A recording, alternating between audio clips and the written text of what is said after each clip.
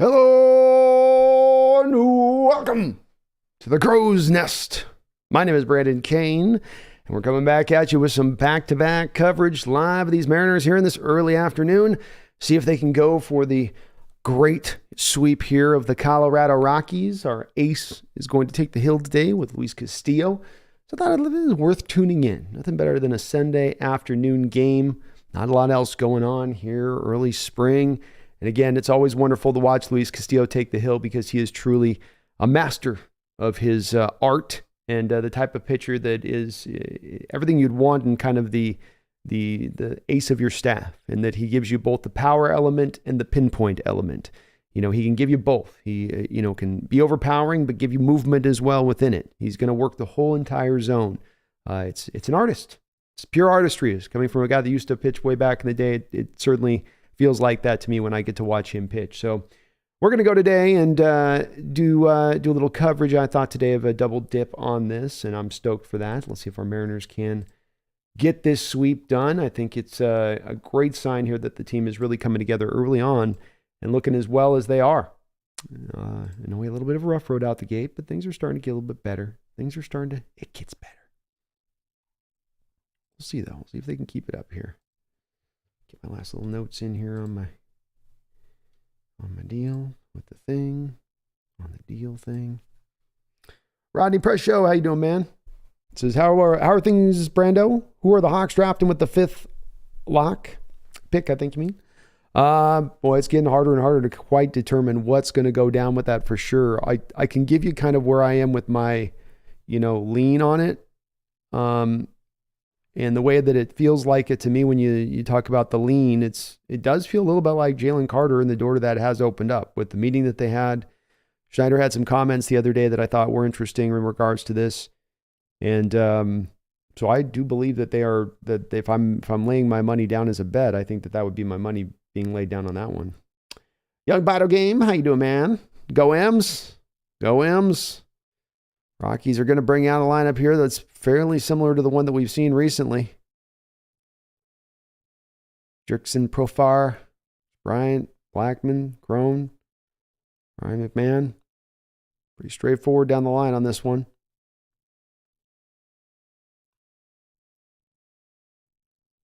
Castillo's been, of course, just money so far this year, and certainly really money at home.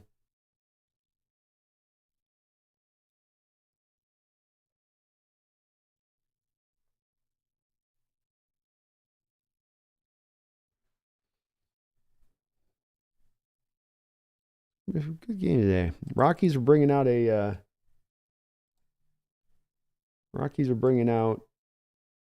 AAA guy today. So we'll see how that goes.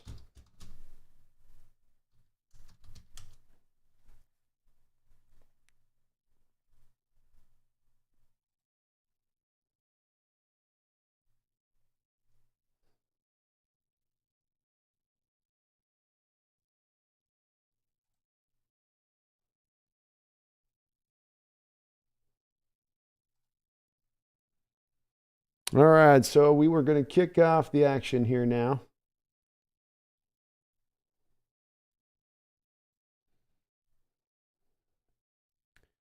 Castillo's going to take the hill. Profar will dig into the plate from the left-handed side, and let's kick this off. Quickly swinging, bouncing that ball foul, the right side, on one. Young Bito Game says, I bet Seahawks use that 20th to trade up to get Witherspoon. But I commend you, Young Bito Game, because you built in there the trade up. I was initially, when I saw your comment, going, well, hold on. Swing and a miss, top of the zone, 95 mile an hour, and hit that glove so hard you see Cal Raleigh shaking his mitt. Ow. Ow. It's only the first inning, Luis. Tone it down. This ball hit foul. Defensive swing by Profar. It'll remain 0-2. But I got to commend you. You put in the fact that you have to trade up to get him with the 20th pick. So, you'd have to package other players together to go up and do that. But there's, a lot of teams that are really heads over heels with Witherspoon. That ball's batted foul as well. So, Castillo hitting the zone. Profar doing a good job of just keeping himself alive. Wind. Swing and a miss. Strike 3. Castillo starting it right off well. He buried a pitch there and got Profar to swing at it. Bottom dropped out on that one. So here's the one thing I wonder with that, though, young Bido. The Lions have just moved Akuda, which to me puts the Lions right there in the crosshairs firmly. First pitch to Chris Bryant's inside, 1-0. It's put the crosshairs for them to take a cornerback, and they seem to be really liking Witherspoon too. This ball's hit on the ground to third. Suarez up with it. He'll cleanly throw it over there to France for out number 2. 2 down quickly. So that's the hard part, is that you might not have a team that you can trade up for at that point, right, young Bido, to go get a guy like Witherspoon, because the Lions are going to swoop him. But they certainly are. He's on that list of guys who maybe even at 5 we could be talking about here. Dare I say, maybe even at 5, that's a possibility.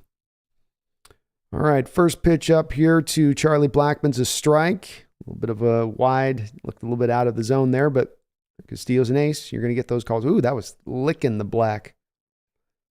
This ball hit inside, up high, fairly deep to the warning track here. But Kelnick's under it, and he's got it, and that will retire the side. Blackmon gave it a good ride, but a quick little inning of work, 1, 2, 3. So I don't know on that one. Biden, I think they're like really considering maybe potentially even just jumping on him at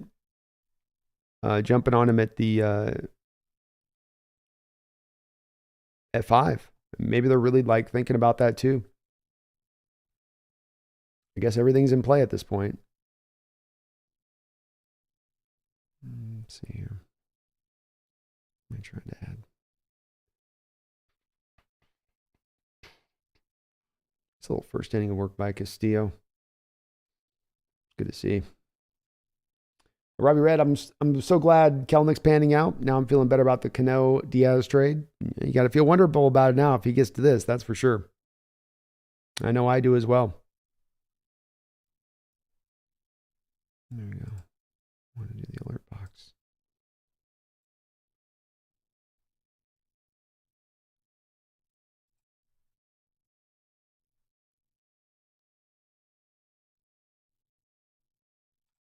I'm doing something here, sorry guys.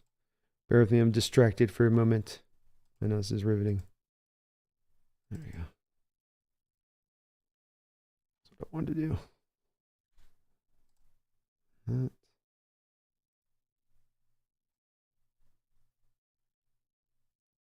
we go. Beautiful. Wanted to get a thing going here so that when we get a new deal, we can subscribe or we get a little Ken Griffey Jr. swing on the channel. I thought that'd be cool. All right, Seattle's going to come back out here now. What a nice night it was for the offense. Some real good control of the zone. Good defensive swings. They still had their share of strikeouts, but they took the counts a little deeper, it felt like, last night overall. Julio Rodriguez will step in here to the plate at 254 on the year so far. Triple, base clearing triple last night. Really allowed Seattle to start to run away with things there. That'll be a ball.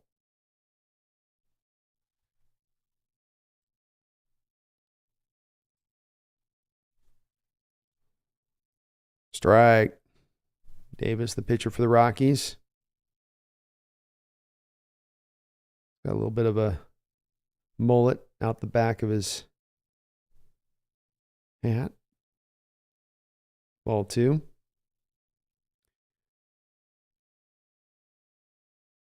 All right. So this is, if I'm Julio batter here, I'm thinking fastball. He went ball with the slider, came back with the fastball, ball with the slider.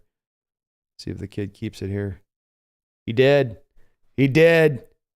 He did. Oh, Julio just knocked it foul. Julio was all over it like I was thinking. He was all over it. And I'm sure he's just going, boy. You get first pitch slider, goes away. Guy comes back with a fastball because he doesn't want to fall back in the count. Comes back third pitch, slider misses away, not trusting that slider to hit the zone at all. Julio goes, okay, I know you're coming back now with the fastball. And he just jumped right on top of that thing.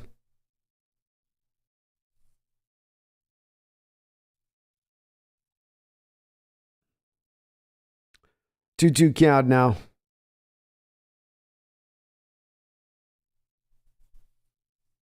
There's the wind.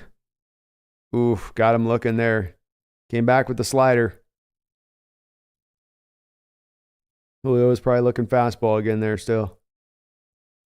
Young Bido, Seattle 20th and 37 and 52 for Denver 7th.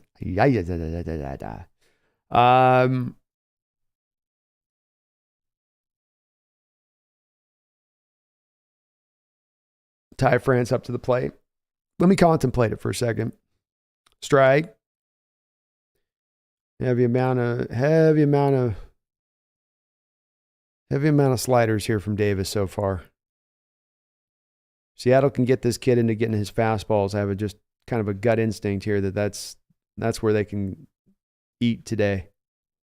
They can get down to his fastballs. That's my prediction. If he can throw this slider for a strike, then all right, he can be throwing it some 75% rate. He seems to be looking like he's going to want to do. There's another one. Yeah, slider. It's good movement, good action. It's got a 2 o'clock, 7 o'clock kind of dip to it, 2 to 7. It's got an afternoon dip to a slider.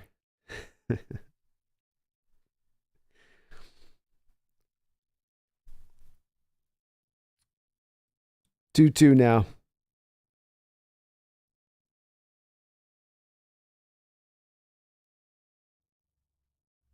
Outside, ball 3. Another slider. So you got just this one alone here now. 1, 2, 3, 4, 5, 6. He's thrown him 6 straight sliders to begin this at bat with Ty France. Oh, there he goes, a fastball. There we go. We grooved him one there, though. That fastball is dead and straight. That thing has no movement to it. Watch the difference in fastballs today between the movement horizontally between Castillo and this kid. That ball's foul back, comes back with a slider. But that fastball's coming on just a straight plane from Davis. There's no late action to it at all. But you got to force him to throw it. 3-2 pitch. Rance wobbles that bat. Gets another slider, hits it down on the ground to shortstop, who's up with it, and he'll throw him out. Young Bido, I don't think I could do that. I think I would be with Nagasa. I'd come away thinking just terrible trade. Witherspoon's a real fun prospect. I think that he does a lot of things that would be very interesting to pair with Tariq Woolen. At the same point in time, to give up that amount of capital for what you could be getting as an offset of other players, Witherspoon is not that good. He's not Deion Sanders-like talent there, or even a Ramsey-like talent there. Let's just go off Sanders. Just take a Ramsey-like talent that would have to necessitate that kind of trade. He's solid. He's really good. He's going to be maybe even a star pro, maybe, but not for sure star pro, right? But yeah, it's, when you do those exercises, you got to almost make 37 and 52 of the, you got to say, who are those two players now? John Michael Schmitz and Deion Henley or Witherspoon? Or it's even that. It's like, it's Kalijah Cansey, Deion Henley, and John Michael Schmitz or Witherspoon. I can't do it. Yeah, Eugenio Suarez has got a 2-1 count here now. 2 men out. Pitch is another slider. So we've got starts out Eugenio, slider.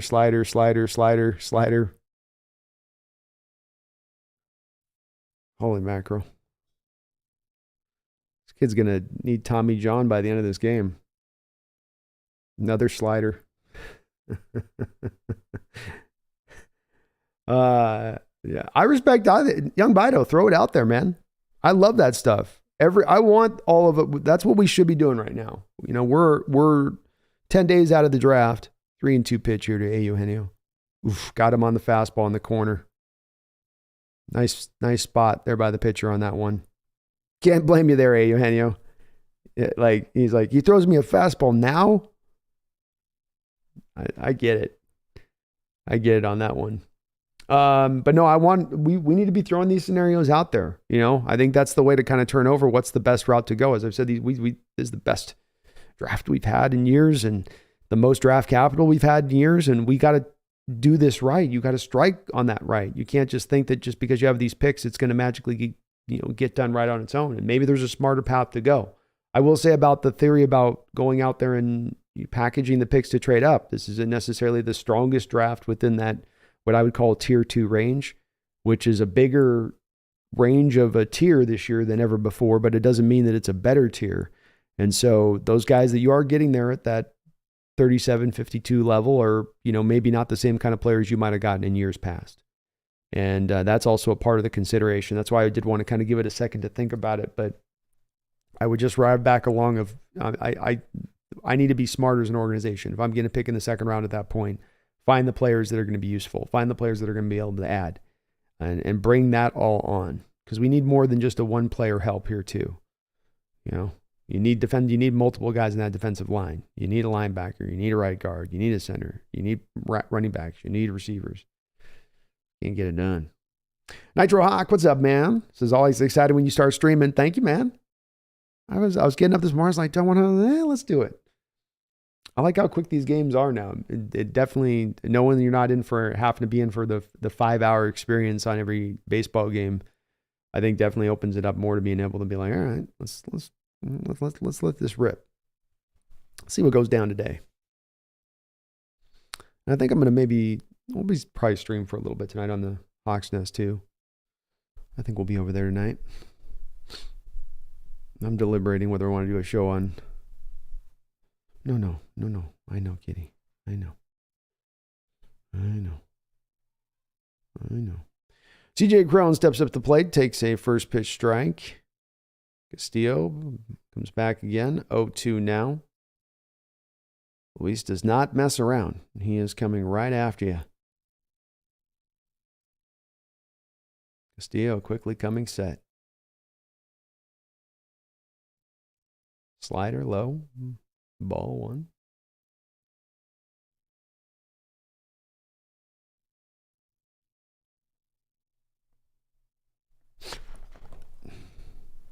Slider ball. My cat's become just super needy the pad. I left for 2 days this week, and you would have thought I had left for 4 years.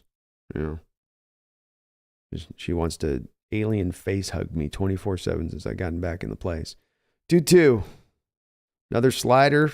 3 straight sliders just buried down in the dirt there by Luis.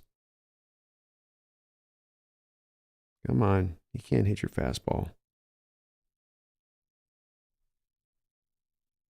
You can't hit your fastball. No, we can't. 95, top of the zone. Comes back with a straight cheese.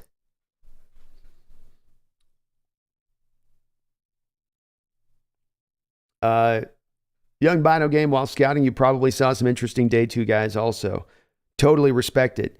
You the man as always, B. Hey, man, thank you, Young Bino. You're the man for watching. You the man. No, you. No, you. You. No, you. Ball high here. 1-0 for Ryan McMahon. There have been definitely some interesting day 2 guys. And there have been some guys day 2 that I think have star potential, have stuff about their game that could just add a very great strength to what we need. And it really comes down to almost at times. Quickly now, 1-2 here on Ryan as he bats that foul. Castillo working very quickly here. Pitch clock is definitely Luis's friend. 1-2. Strike 3 on the end of the plate. Get him out of here. Get him out of here. I was telling my buddy Dre last night not to take the bet on the 7. He's like, should I do it for the 7 strikeouts?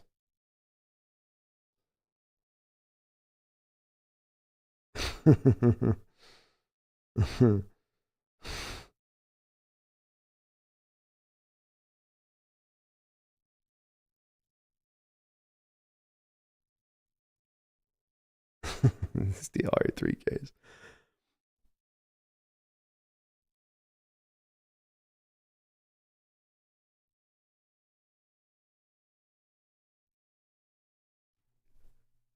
Two 0 here. 2-1 now to Montero after a fastball on the outside part of the plate. Everybody last night trying to think if you wanted to put a bet down on Castillo getting over 7 strikeouts in this game. It's like, I wouldn't like it. I don't know about that. He'll pitch to contact. Now he's got 2-2. And meanwhile, now he's like 3 strikeouts in this game. We're not even through two innings. Sorry, Dre. 2-2, Luis. Swing and a miss.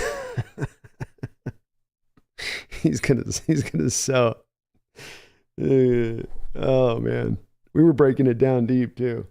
We're like going through the strikeouts, the Rockies, and a great inning there by Luis Castillo. Just burns right through that Rockies lineup. 4 strikeouts here through two innings.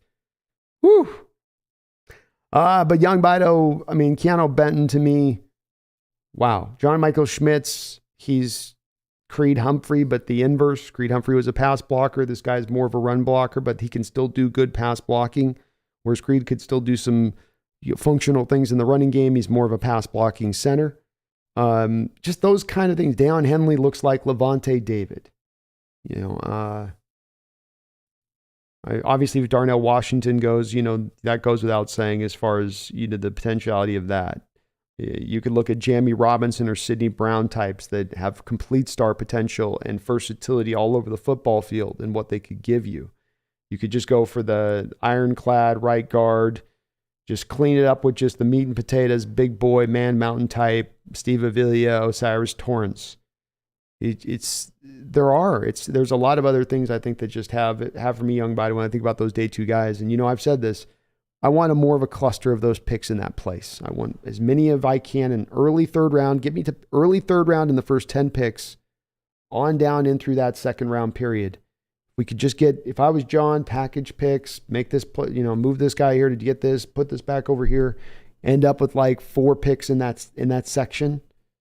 End up around 4 picks in that section. I think you're picking in that tier 2, and your team's going to be the most strong it could be coming off the back of that if you did it, I would say. But yeah, I got a lot of guys in this draft that they're not super clean prospects all the way around. They got there's definitely some rough edges, a little dirt here, a little dirt there. You have to wash it off, but they could polish as players and refine themselves as players and become some real dogs. All right, Cal Raleigh steps up the plate here now to begin the bottom of the 2nd inning, 0-0, Rockies, Mariners. Raleigh hitting 234 in the air with a dong and 9 ribbies. He gets on this one and gives it a ride, but sends it back into the streets. Seats. He's in the streets, sending those balls to the streets. Is that a change?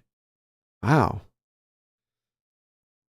I wasn't impressed with Davis at first. He's got me now. He threw him a change there. He had Raleigh way out in front. That was like a tennis swing right there. Drunk Squidward, what's up, man? So the only bat in the lineup I'm scared of trusting is Colton Wong. He's hitting 089.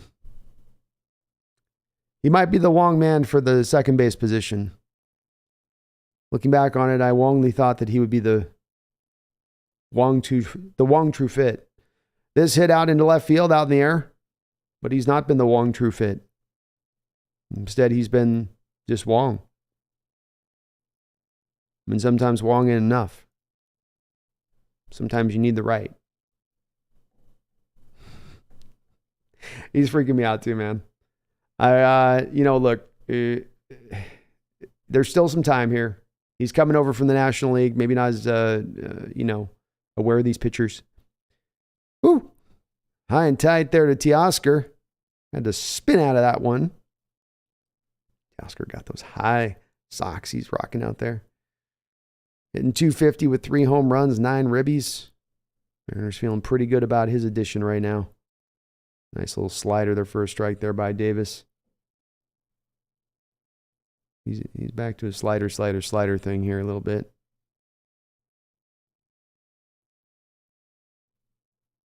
That one fastball misses low.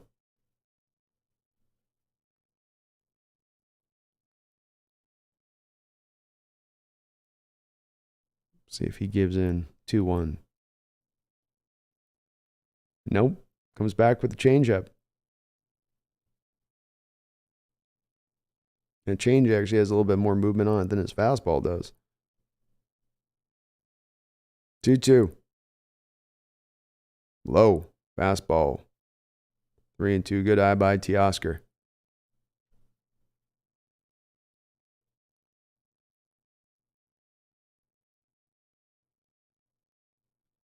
Three-two pitch. Bites that one off. Kid's got a gnarly slider. That's 7-2 action on those right-handed hitters. Or that 2-7. So 2 o'clock to 7, right? Boom, boom, boom, boom. That thing really pops back across the plate there.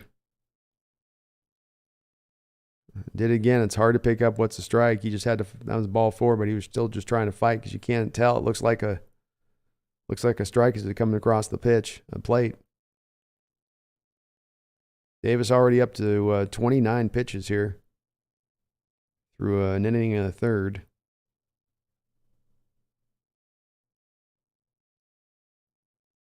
And check swing, hits the bat, foul.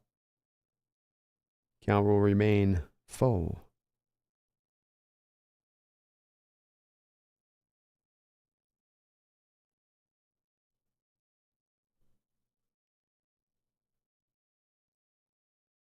Davis takes a deep breath with the wind. Another slider just fought it off. He's definitely catching the Mariner bats through the first time in this lineup with the slider, kind of just them trying to time it up and get their feel for it. He's throwing it so much, though. He's going to have to either come back more to that change second time through the lineup, or they're going to start to get a read on it. And hit hard up the middle, nearly takes the pitcher's head off, but the second baseman is there and able to gather it and throw it over to first.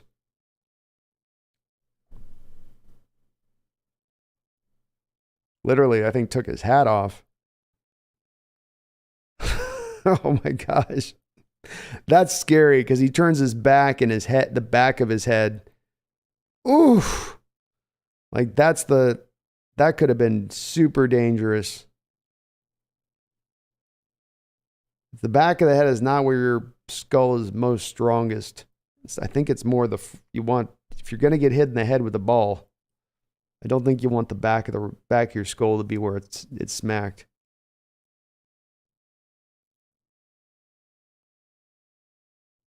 Scary. 2 outs now. Jared Kelenic steps up to the plate. 356 on the year, 4 home runs, 7 ribbies, 3 for 8 this series.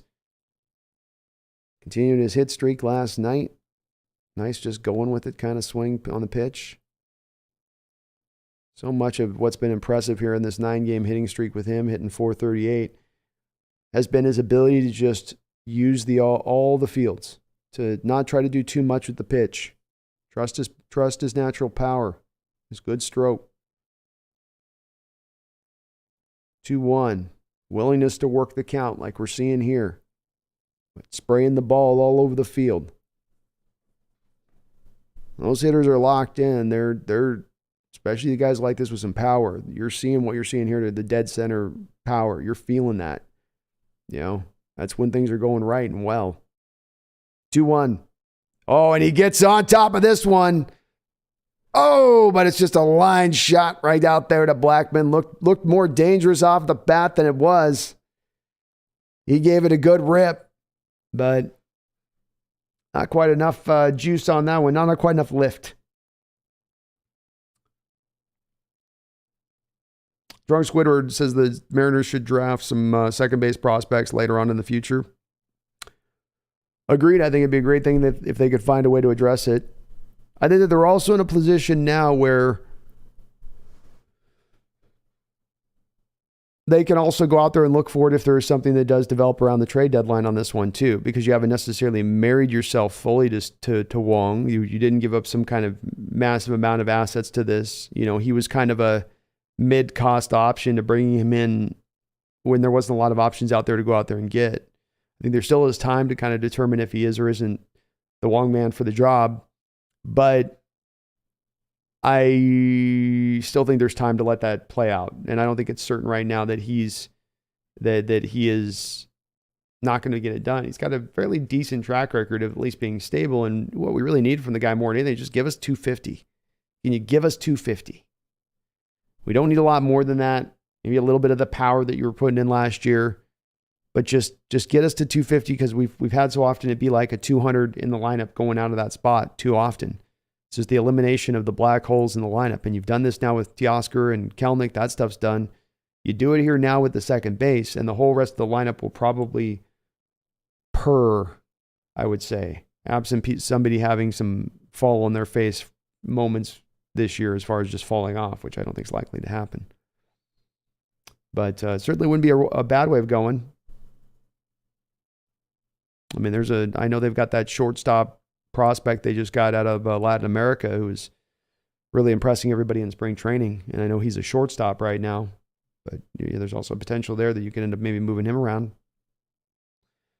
First pitch strike here to begin the top of the third inning for Castillo. He has been absolute nails through 2 innings, 4 strikeouts, and absolutely just peppering this strike zone right now, and quickly goes 0-2 here. He's just staying out of the middle of the plate. 0-2. Ball's going to be hit on the ground. Cold Wong's up with it. Makes a sensational play, ranging to his right, throwing back across his body, leaping into the air, and getting enough juice on it to throw him out. Castillo with a big old smile on his face watching that play, and I'd have it too if I was a pitcher. Well done. Picks it up. Jumps off that back foot. France with a nice stretch. And a great play there. It's hard to get much on those kind of throws when your body's going the complete opposite direction. 1 man down, strike to Alan Trejo.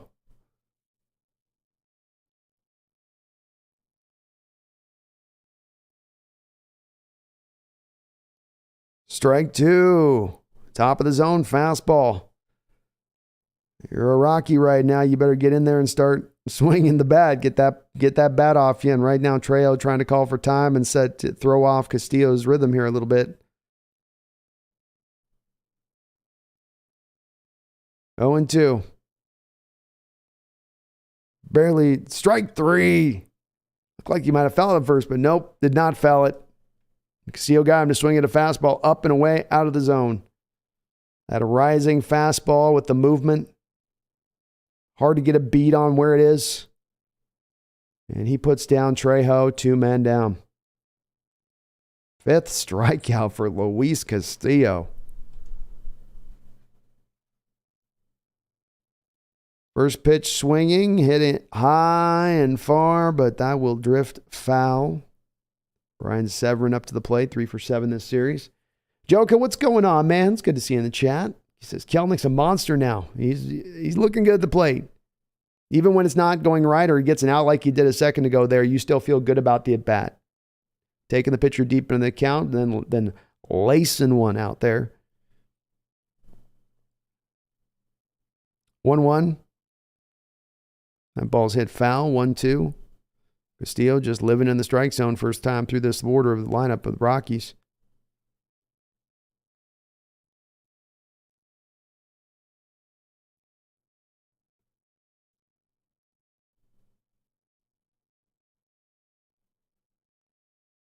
It's like about a half full house there in T-Mobile tonight. 1-2 pitch here from Castillo. Foul. Count will remain. Big Country says, I think Harry Ford could play second. I could maybe see that, Big Country. You're going to have to maybe do something with him, right? Because you don't have a pathway to maybe his natural position there. I like that idea.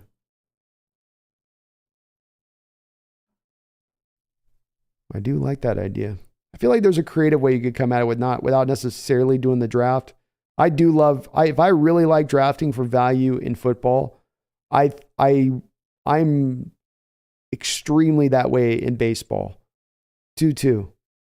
This ball hit off the end of the bat, drifting down. Kelenic coming in, just gets the glove up in time. He was having a hard time reading it off the bat. And Julio laughing at his running man out there because he saw that he just about ate a baseball into his mouth. But Kelenic able to get the glove up and get the final out of the inning, and the side is retired. Castillo with 3 innings of work, 5 strikeouts, lowering his ERA down to .87. I can't even see his ERA right now. Does somebody have a microscope? I need one of those teletrometers. Can somebody give me one of those things? But I think you can find a creative thing here at Big Country at second base into the future. I mean, really, if you've got the rest of the lineup stoked up and you're getting power from first and third with some average, you're getting an outfield that's one of the best in baseball. You got a catcher that's giving you as much power from the position as any in baseball. And let's just say Crawford can get to a marginal state of 250, 260. Then you're able to not necessarily have the needs for that second baseman to be some uber guy, right? He just be functional. Just don't be the black hole in the lineup. And if you can get that kind of performance out of him, you feel good. Maybe Harry Ford's the answer on that one. Right? Well, could be the way to go. Or you use Harry Ford to get your second baseman.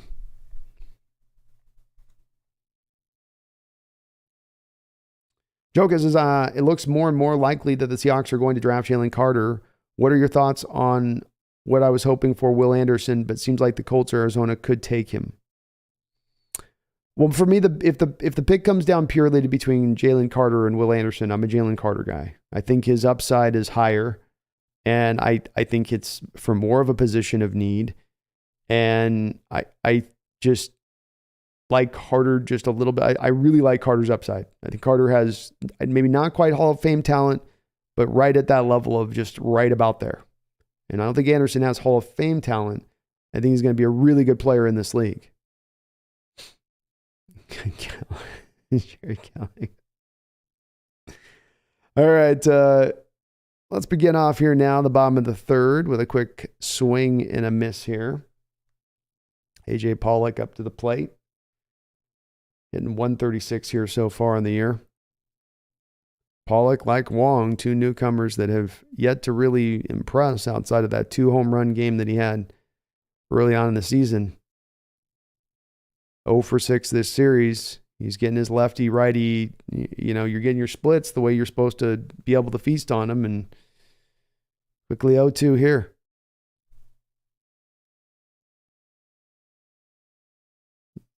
That's strike 3, just staring at a 94-mile-an-hour fastball down the middle of the plate. I know he's looking slider there, but that's a bad at-bat by A.J. Pollock.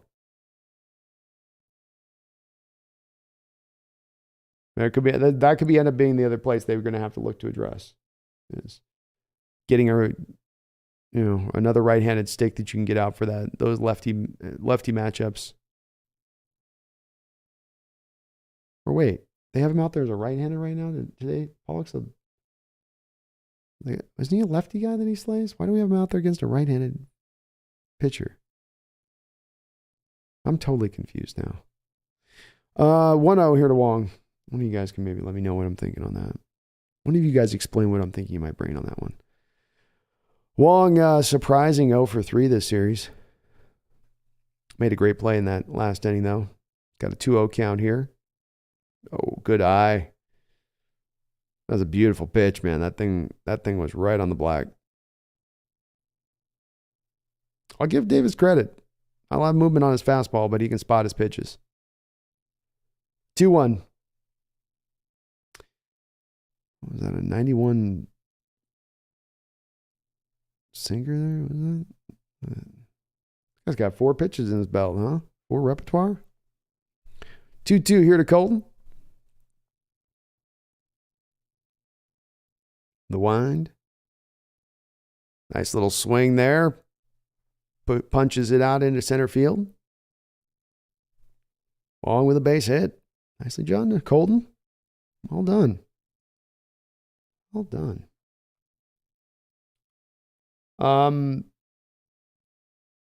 So I do like Anderson. You know that too, Joka. I do have him right as my 1-2 guy with Carter for me in this draft. But Carter I would like as more of a pick. You're getting a guy now that could, take this defense and kind of give it an electrification with the talent he provides from the middle and just what he brings to play. Quickly 1-0 here to TJP Crawford, having a good series, 3 for 5. I think he's got a couple walks this series too. Reached safely in all 4 plate appearances last night. Yeah. Oh, another nice job on that fastball. Staying right there on the block is Davis, 1-1. When he gets behind in counts, he knuckles down.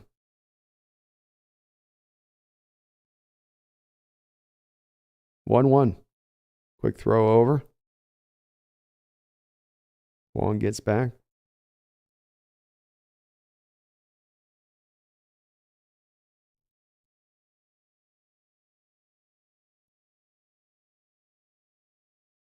JP wiggling that bat.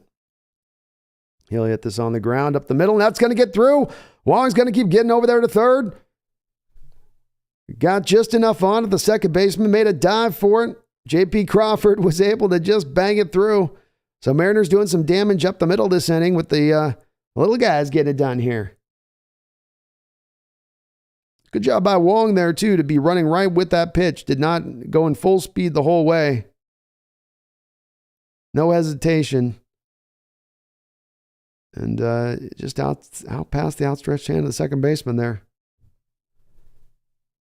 So here comes Julio. You like this, don't you? You like this. This is very ideal. Julio Rodriguez struck out in his first at bat. Go at the plate with runners on first and third. 1 man out. He comes back with a fastball again. Great pitch sequence there by Davis. Julio's no doubt sitting on that slider there. See, this is where if I'm Julio now, I'm thinking slider, but then if I'm Davis, I'm thinking come back with a fastball again and hit him on the outside corner with the fastball. He's not going to be looking for it. And he tried. Yeah, kid's smart. Kid's smart. Give him credit. That's a great little pitch week when they started Julio. That's tough.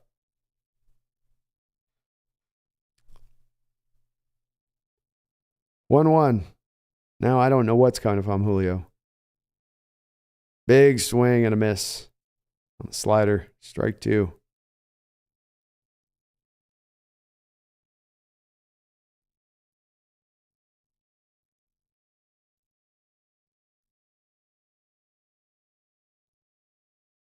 One-two pitch. Hit hard on the ground, but right at the shortstop, he'll get 1 and then get 2. Julio running hard up the first base line, but can't beat it out. So nicely pitched inning there by Davis to get himself out of trouble. Made a couple of real nice pitches. Mariners go down despite a couple of hits, and we will move on into the top of the 4th. No runs. 2 hits, nowhere. Nobody left.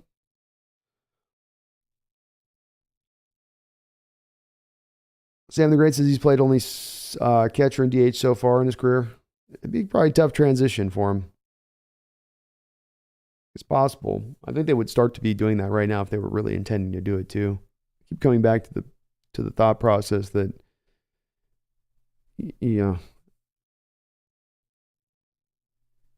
I don't know, unless he's just not a good catcher in this league and they're looking at having him be a DH full time, that he probably ends up as kind of trade bait. Eric Wallace, what's up, man? Joker says, finally Wong. DK says, going to watch the Kraken playoffs, Brando? No, man, I'm not a big hockey guy. I'm too late in life to pick up a new sport, and I already don't have enough hours in the day. Trying to add another 3-hour cut that I can cut out, I just can't do it. And it just doesn't, I've tried with hockey. I've given it the All-American try. And it went, no there, eh? That's what it said back to me. Not for you. You don't want that there. But go Kraken, man. I hope they can pull it off. Sam the Great has made a vow to watch the Kraken games. I wish I could. I have to enjoy the sport, and For some reason, just I've done a bunch with hockey. I just end up sitting there just kind of staring off into space after a while when I watch it. No connection. All right, so out comes a Eugenio Suarez here to begin things. 41 pitches here through 3 innings. Starts off with the first pitch strike. Bunt attempt look here shown by Jerkson.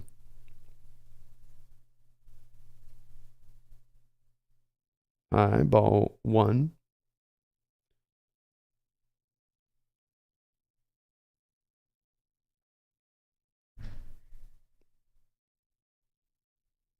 This ball hit hard down the line. Kelenic right on it.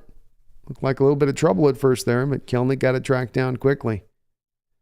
For out number 1.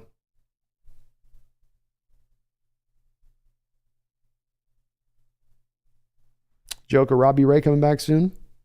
I don't think it's going to be a long time. Flexor stuff's usually just the pure 2-weeker. Sometimes it can linger a little bit, but I think with that one too, they just rest it basically. There's a little bit of treatment, but it's just pretty much just give him the guy the rest and then it fixes itself or whatever, heals. Chris Bryant up 0 for 1 with the ground out of the first. Low 2-0 here to him. Yeah, somebody's like slamming doors outside. 2-0 pitch. Strike inside corner. 2-1.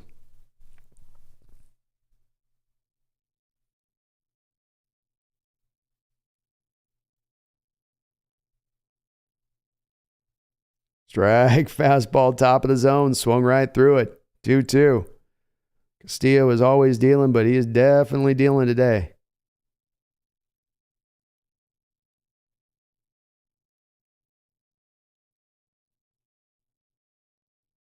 Two-two pitch.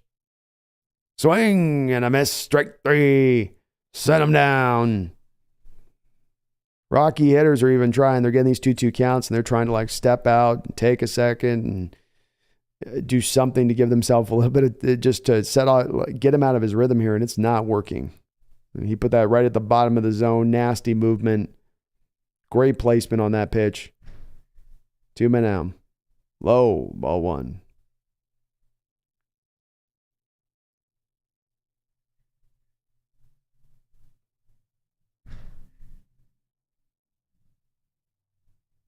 Batted foul.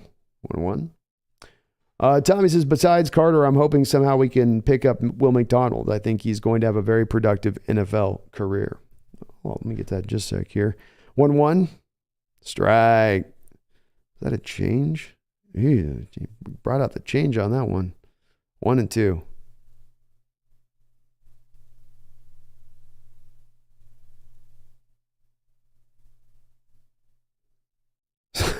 Swing and a miss. Flailing at that one. Not even close. It was far out the zone. The movement's just too nasty. It's Janet Jackson, nasty boy. That's how much movement's on that pitch. It's 1980s. Prince-style nastiness out there. Half expect Castillo to say pancakes when he's done. You know what I mean? Will McDonald, Tommy. Will McDonald's a real fun player, and he does give you the prerequisite magical 3 skills, which I think are some of the most important for a pass rusher to begin to work themselves off into what they're going to be at their best, which is, of course, first step quickness, dip, and bend. He has all 3 of those things. You can develop hand fighting. You can develop having the pass rushers come up with a plan of attack. You know, you can't teach 34-inch long arms, 35-inch long arms, whatever he is, some freakish length that he's got. You can't teach that. And so, you know, he's got a lot of those base skills that usually tend to have a lot of success in the NFL. And I've also just felt like for a long period of time, Tommy, I can't quantify it by saying, well, this is backed up by this and this, and this is backed up by that. There's just a general feeling at play from my standpoint that he just feels like a Seahawks player, a guy that they would look to target, a guy that they would like. He just feels that John Schneider's got a certain type that after 12 years, it's not really about blonde or brunette. It's just he's got this type that you know, especially when it comes to edge rusher types, And I think that Will McDonald certainly hits those marks for him. Sean, let's give Castillo some run support. Absolutely. Absolutely.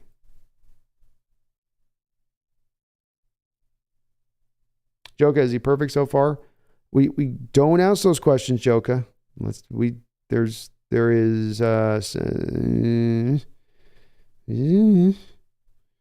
we got baseball etiquette on that stuff. Can't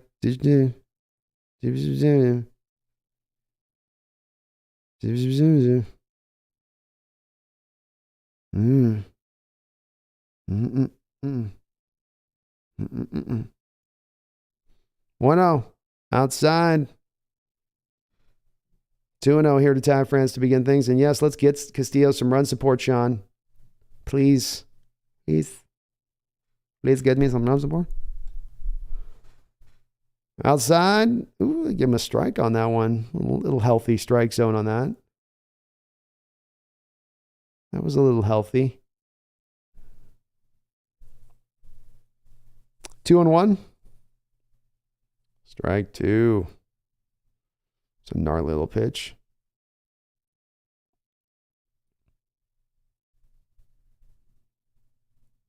Davis pitched a good game here. 2-2 delivery.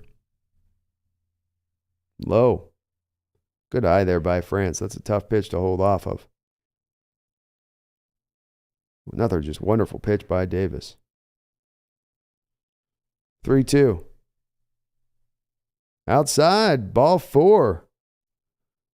Wonderful at bat there by Ty France. And Mariners at least starting to kind of get Davis to work here as we get into the 4th. He's up to 60 pitches here in this game. Sean says, Sea Dragons game's a good one. So far beating up the St. Louis. That's always good.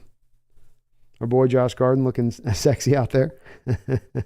Maybe he'll get the call from Seattle again here soon. Strike 1 to Eugenio Suarez. Inside fastball right at the knees. Suarez struck out in the first. Hitting .290 with 2 home runs in the year. Another fine pitch. Fastball outside part of the plate. Wonderfully located there by Davis. He's just slamming. Check what's going on out there. Ball batted foul.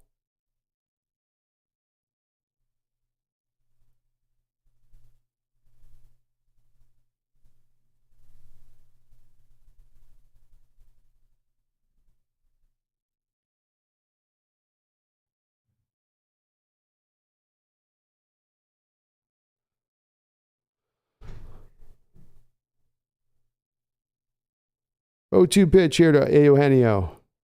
Fouled off inside. Fought that one off. He checks his bat. Might have broke it on that one. He went right on the handle. Mariners with 8 home runs in the last 6 games. Ethan Tech World, what's up, man? Good to see you.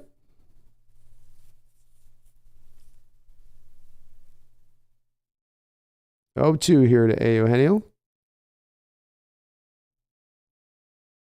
Hits this hard, out to right field for a base hit. France is going to have to hold up at second. Hit right there on the button. Nice piece of hitting there by Eugenio, though. Didn't do too much with it. It's a little bit of the approach we saw the other night. Don't do too much with it here. Don't try to yank this and pull this for a home run out to left field. Just go with the pitch.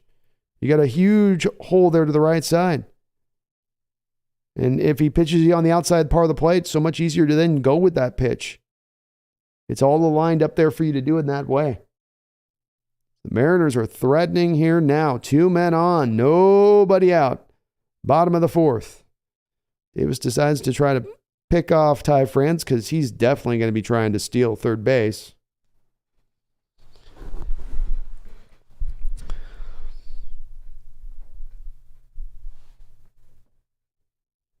I like this matchup. Outside of the fastball, misses. Ball 1. Davis up to 66 pitches here.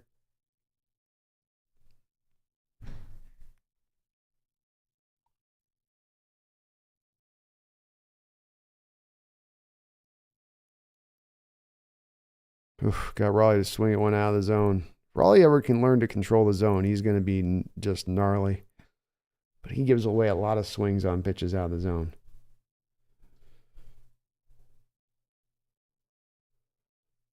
Lots of times.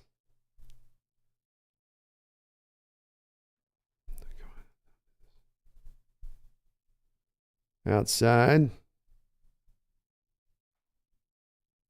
Ball 2. Good eye. All right, he isn't going to want to go 3-1 to you.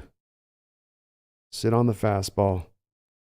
Don't worry about the slider. If he hits it for a slider, come back 2-2. Hits it on the outside part of the plate. What was that? Four-seamer, huh? Boy, Davis, when he has to come through with a pitch, he puts it right up on the black.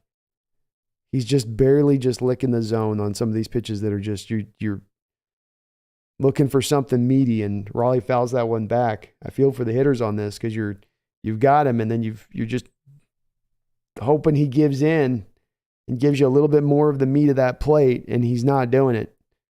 Davis has refused to all game long. 2-2. Davis comes set. Oh, I gave him one there. Another four-seamer, and he got a little bit elevated. Raleigh put a nice swing on it. Just got a little bit too much under it.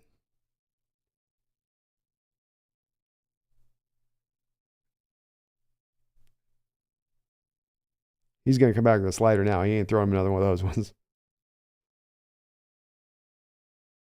Oh, he did, didn't he? Strike 3. Again, Raleigh swung right through it. I think he came back with another one.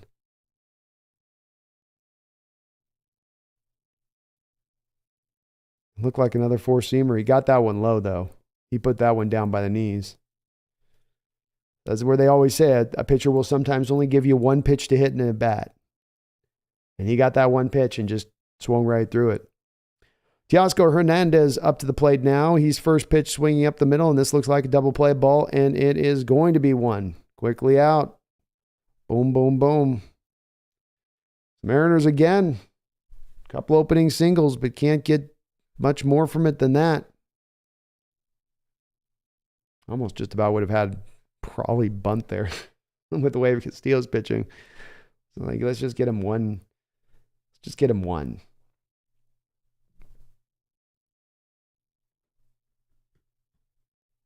And it says not working at the Sunday games. I worked the past 2 games, which is pretty good. Oh, yeah. Be cool to see Castillo in person, though. What's up, Megan? Hope you're doing well.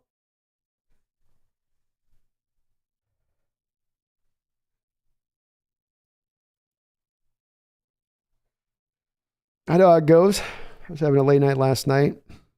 I got my book cover back from my guy, and I'm kind of having to rework it a little bit. I like it, but it's not quite right. I got to do a little bit more.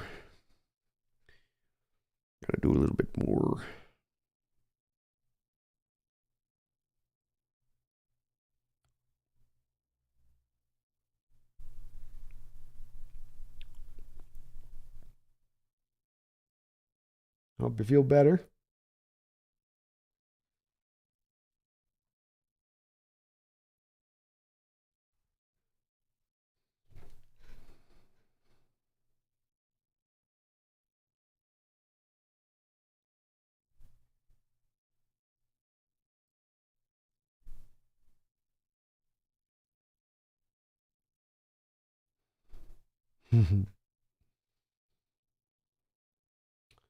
Luckily, my buddy still placed his bet, so I don't look like a total idiot on that one.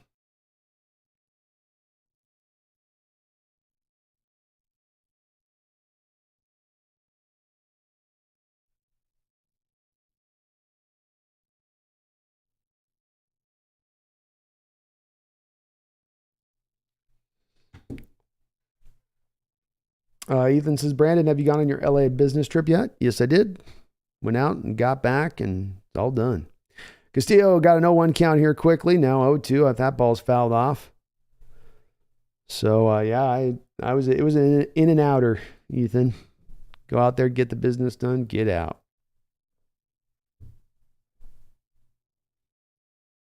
Ball's hit on the ground. Crawford's up with it. And he will throw him out. So 1 man down.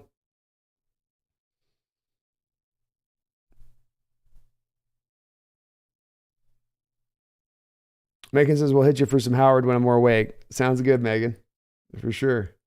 Megan, in and out? Really, B? But that sounded better in your head. Oh. I'm still too not fully awake myself for it makes much sense right now, Megan. Oh, there's some business term, I'm sure, for it. There's some highfalutin term one could apply. 1-0 here to McMahon, and quickly 1-1. Castillo just not messing around, working fast.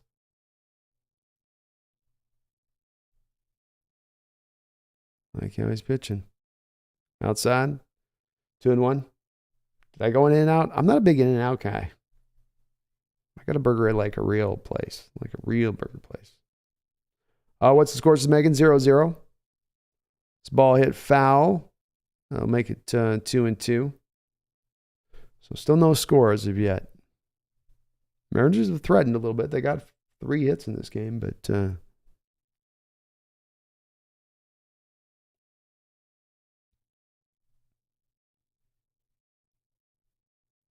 2-2 pitch. He hits that one foul. Ryan McMahon with definitely some defensive swings here.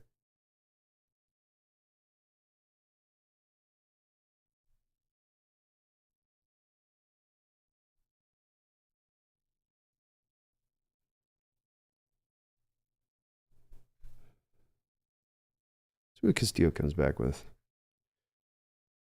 Outside, ball 3.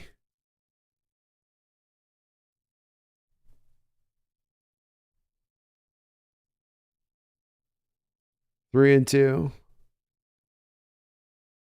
Another foul. Ryan McMahon not looking to give in here at all. Megan says, OB, when I said that I would stick around if we take Carter and Washington, both must happen for me to stay B, so I haven't said I'm staying for sure yet. Sounds good, Megan. It's the details. The details. 3-2 here. Luis with the wind. Ball's hit on the ground. Castillo up with it. He's got a nice play there by Castillo, kind of ranging to his right. Looked a little bit tougher than it was. I think it looked easier than it was because he just kind of casually picked it up and threw it. But that's a little bit of a tougher play there by Castillo than I think it would look in the way that he pulled it off. Backhands it with ease. Shows off those nice hands of his. Yeah, that ball looked like, too, he had kind of a double clutch in that glove for a second. 2 men out now.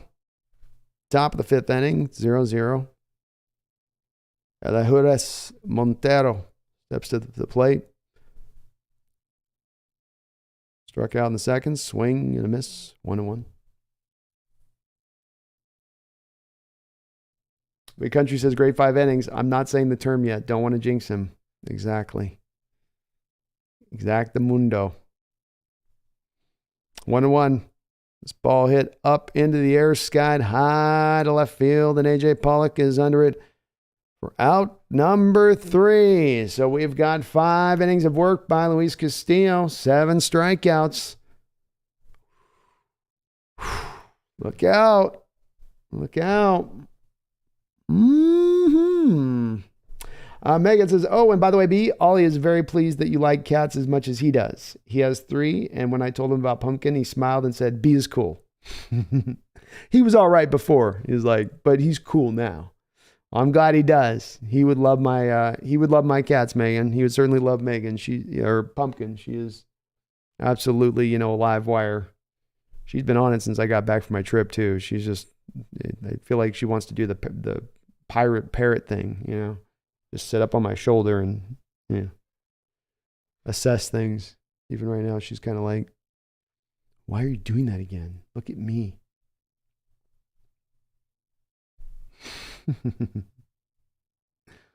John Leese's home run coming up. Well, I'll tell you what, the way Luis Castillo's pitching, we may only need to get him just one run, but we do need to get him a run. Kelnick's coming up. He put a good swing on that ball the last at bat. Pollock and Wong. He's got 3 cats, huh? I thought I had a lot with 2.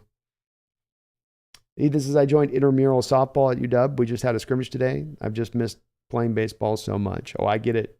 I did the same after high school, kind of semi-pro leagues and playing around and stuff. You do miss it. You really do miss it. Megan says he's a little rough with them, but he's getting better. They're usually pretty good about that. They know when it's kids. They'll keep their distance till they're a certain age. Like, okay, now he's not going to pull my tail anymore.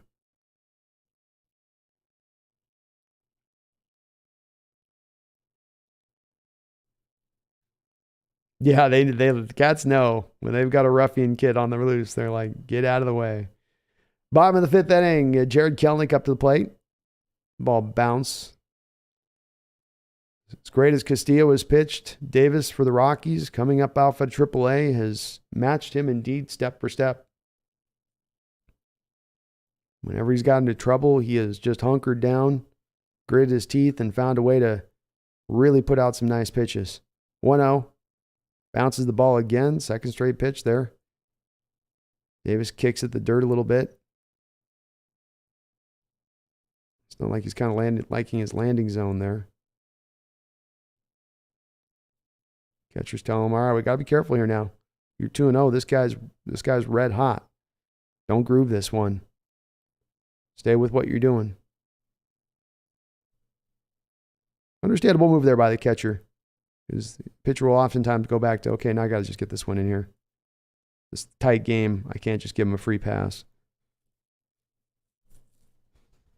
If I'm Kelnick here, I'm just sitting on fastball. Anything else, I'm not even touching it. Oh, swing and a miss by Kelnick. That was ball 3 right there.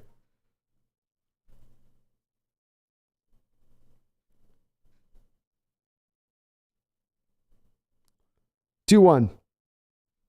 Slider, hit foul, ball 2, strike 2.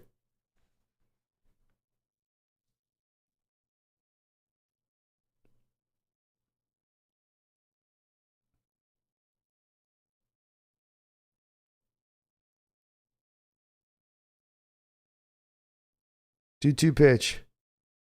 Inside, ball 3. Mariners doing a good job of making Davis work today. He's been able to put him down, but they've definitely got him working on the pitch count. He's up to now 75 pitches on the game. 3-2 pitch. Inside. Good eye there by Kelnick. Gets himself onto base. The Mariners are, again, start off an inning here, are going to be threatening. Sounds good, Megan. Tommy Eden says, I miss Red Robin. There's still Red Robins out there, isn't there? Where you're at, Tommy? We got a Red Robin here.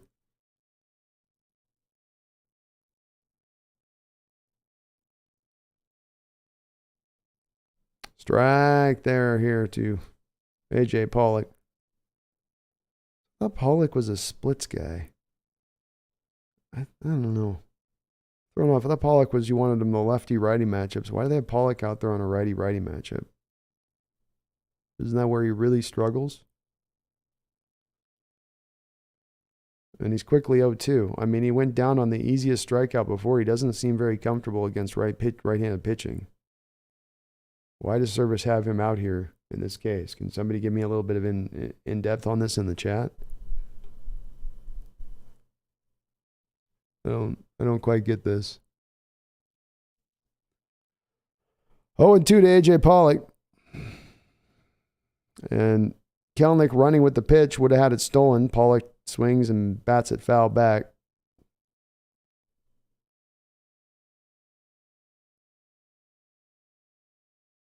Kelnick had a great jump.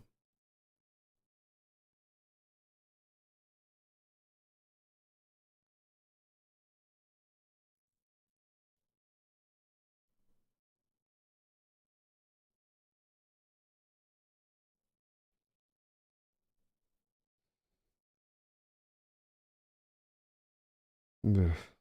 Another foul.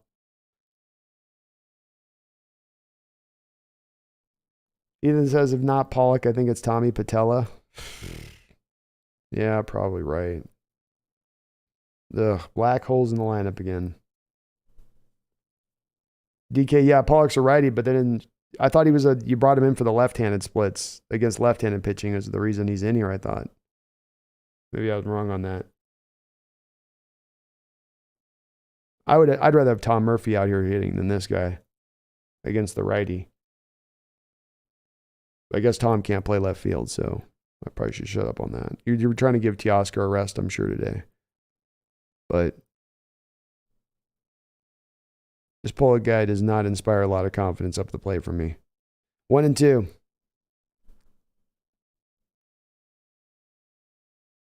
Just doesn't seem like he's very comfortable in what he's seeing.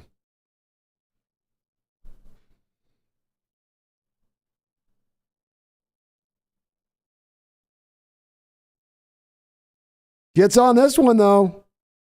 Hits it foul. Gave it a good little ride there.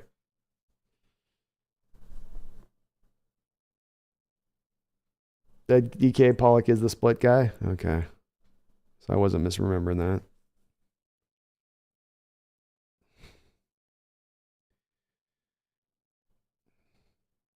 Oh, maybe he turned that one around. Maybe he can do another one here. Come on, let's get some help here. I might try to send Kelnick here again. There's a good chance this is going to be another slider.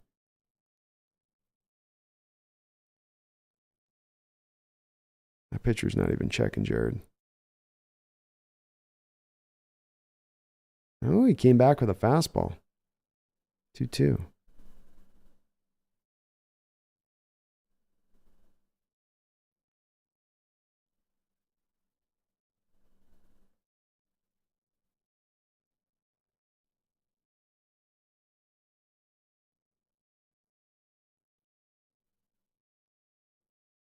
Outside, Kelnick running on this pitch, and he gets there.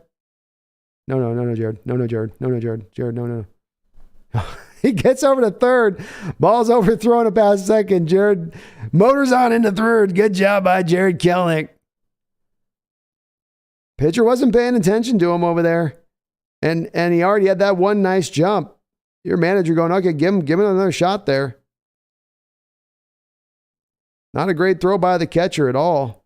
And Kelnick, to his credit, got right up and went to third. A better throw by the outfielder there, and he might have been, it's probably why he ran, is he probably knows the outfielder doesn't have the greatest arm. Defense matters. All right, nobody out. Kelnick now on third. 3-2 pitch here to Pollock. Just knock it out there a little bit, AJ. Just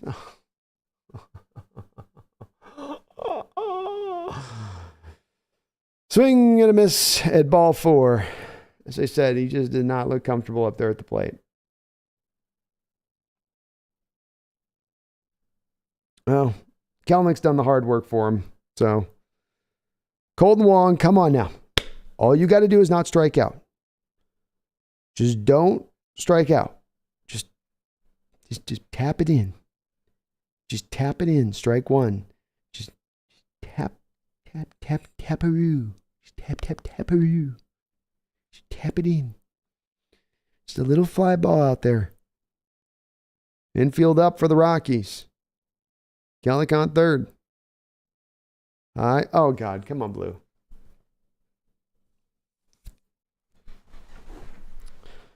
Strike 2. That was a ball. The Wong choice has already been made, Megan. It's already been made. Oh, come on, man. Just bat on the ball. Defensive swing. There you go. Hangman is coming for bags, Wu-Tang. Hangman wants your bags. Pack them. 0-2. Kelnick on third. Infield in. 0-0. Bottom of the 5th. Wong hits this straight up into the sky to the first base. And Mariners continue for years and years now. Inability to play little ball. Inability at all to play little ball.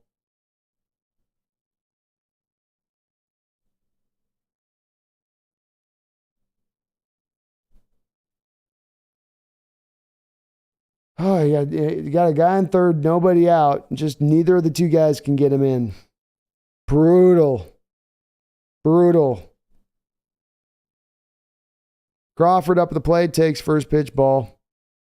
Pollock, too, swinging at the fourth ball. That just... 1-0. Crawford got that batting average up to 265 on the year. Ball 2. I'll have to get him on here with Julio looming on deck.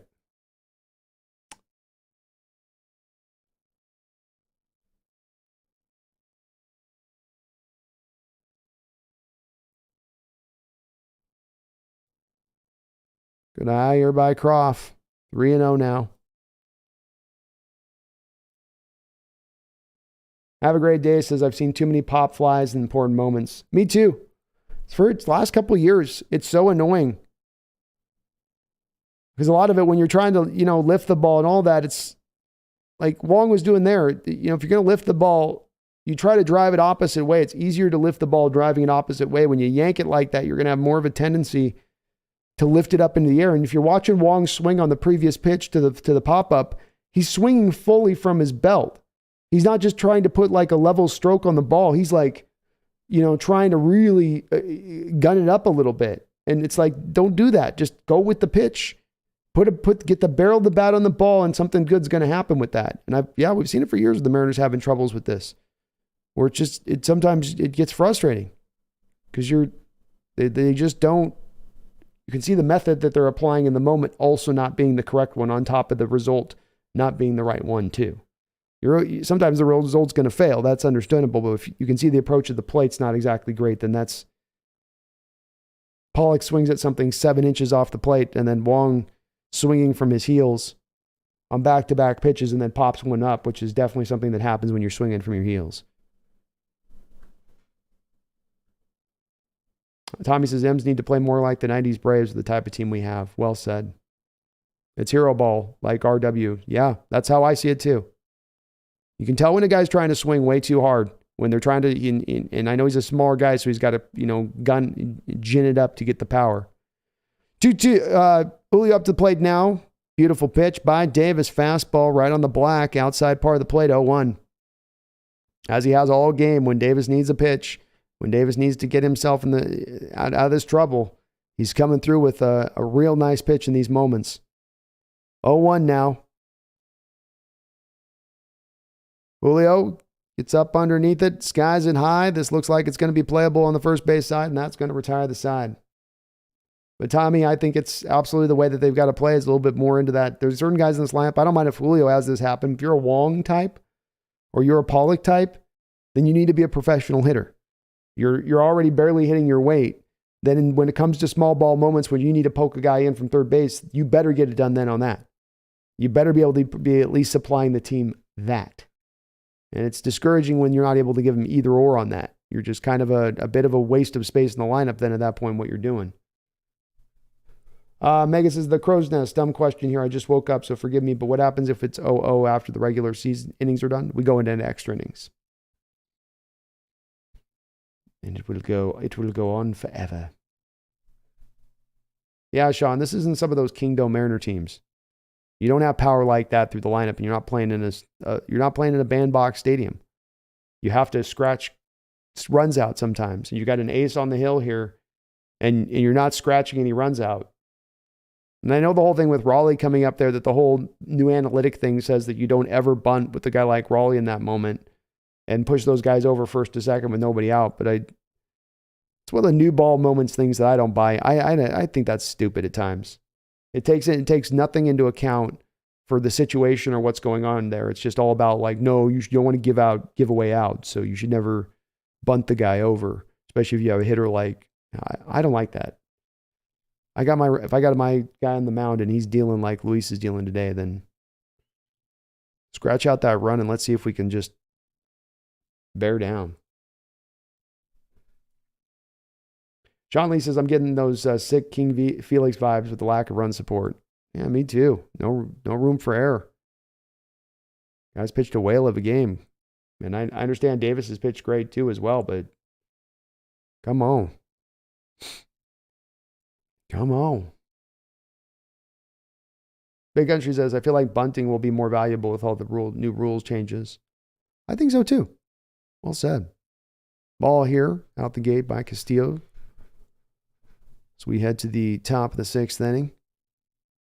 Castillo sitting on... Here we got 69 pitches for Castillo, 95 pitches for Davis. Davis might only get himself in another inning of work here. Swing and a miss, 2-1.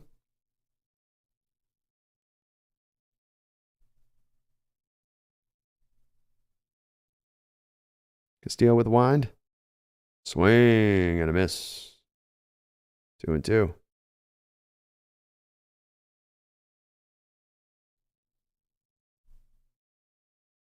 Old Castro up to the plate for the Rockies here. 160 on the year. Swing and a miss. Strike 3. Castillo puts him down. 8th K of the day. My man is absolutely just filthy today. He's getting some just weak swings. Just some...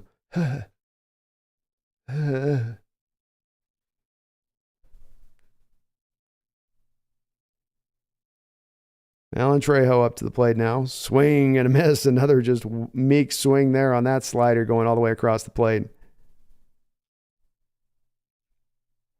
Trejo struck out in the 3rd. Castillo with the wind. Swing and a miss on a 95-mile-an-hour fastball top of the zone. And Trejo just looks back at Luis and shakes his head. What am I going to do here? What am I supposed to do with that?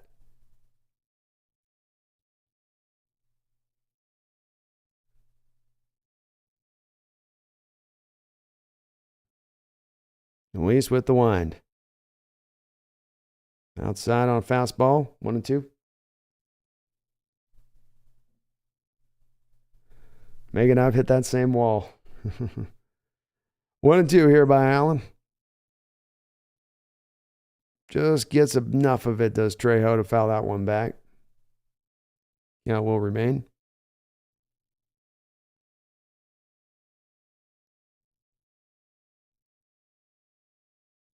He barely got that one. 1-2. Fouled off again.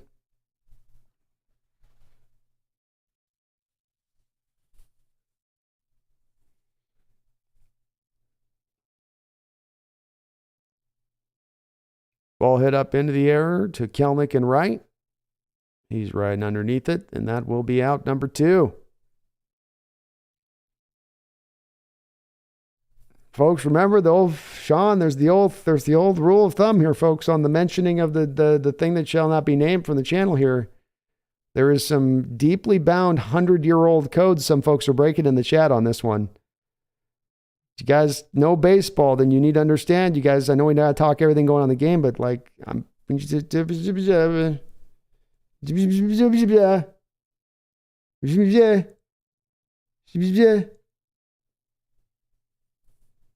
0-1 here. DeBryan serving. This batted on the ground. Eugenio Suarez is going to throw over to first base, and that will retire the side. 6 innings of work by Luis Castillo. It's all good, Sean. I just understand that's why I'm not...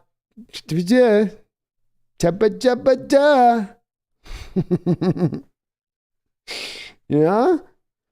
6 innings of work, 8 strikeouts here by Castillo, no runs. We do still continue to have a 0-0 game. Let's see if these Mariners can pick up this amazing pitching performance.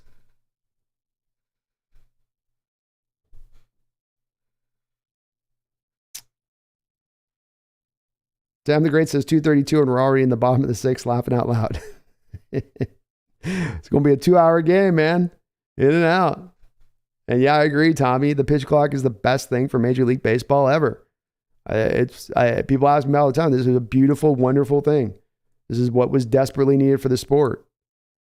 And every game I've watched this year, I have appreciated in every single one of like, man, I love how fast these games move. I love that there's a little bit of like a rhythm to what's going on now. Not everything's just this meandering, walking around the hill, stepping out of the batter's box, adjusting your crotch, adjusting your batting gloves, adjusting your helmet, doing your little, touching thing that you have to do is like the Garcia Parra crap he used to do.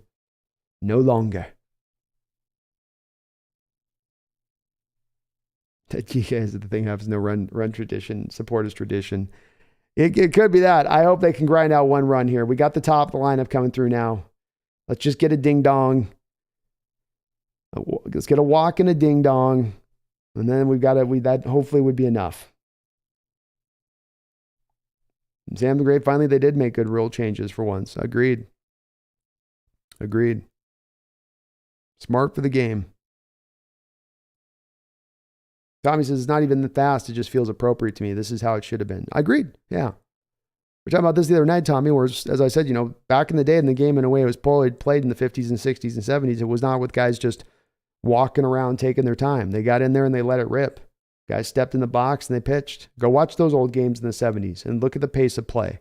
It's that you got into the early 90s and these guys, I swear I blame it on Garcia Parra more than anybody. And then the pitchers started to pick up on it too. But it was the hitters that started off with this, I've got to re-strap my batting gloves in on every time I step into the plate, and touch my helmet and yank on my crotch. Ball one, bounce down into the plate. And, they do that every single pitch.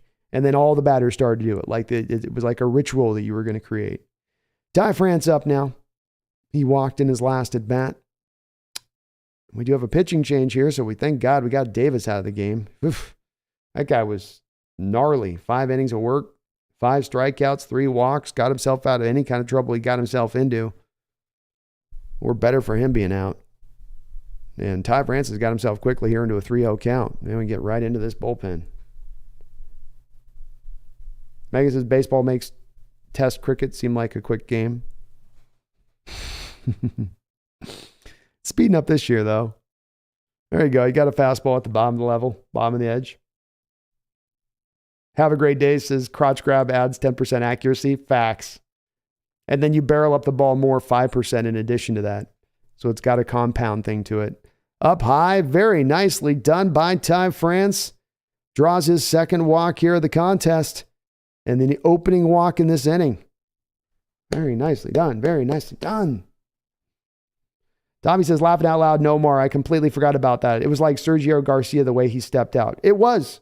He went so over the top with it. There were guys that would kind of start, but he took it to that next level where it was just like, what is going on? Do you have, you literally like thought like Tourette's or something with him, It was that or like meth, kind of,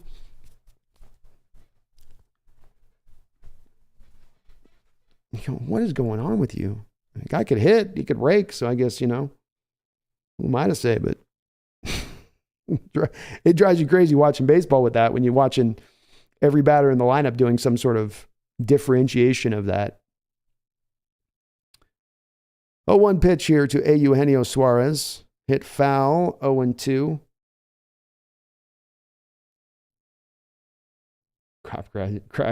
Crotch grab is essential, totally essential.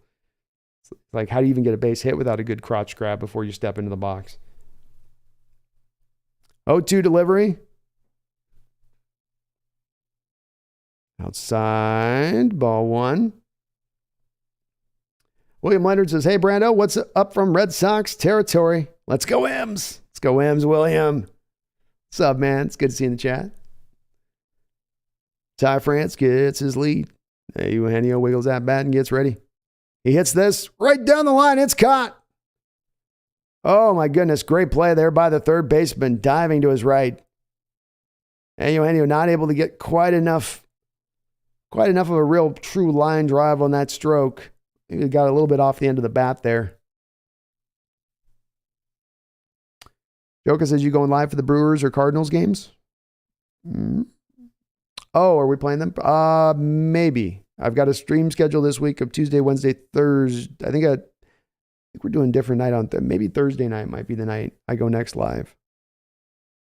I'll check. I got to kind of see out my schedule this week. It's going to be I got some other work and stuff going on too. So I got to kind of figure out where I'm at with all that. Raleigh steps up to the plate now. High, ball 1. He's 0 for 2 in this game. Fly out and a strikeout.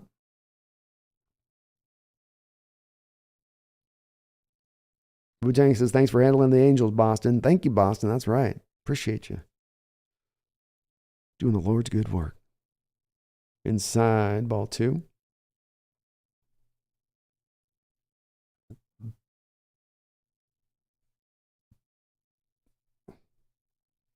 Raleigh 2 and 0 here.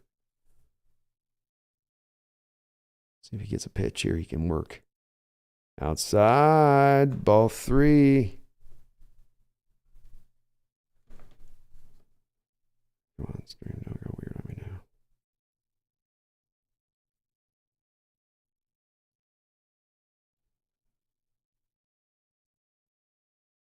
Three and 0.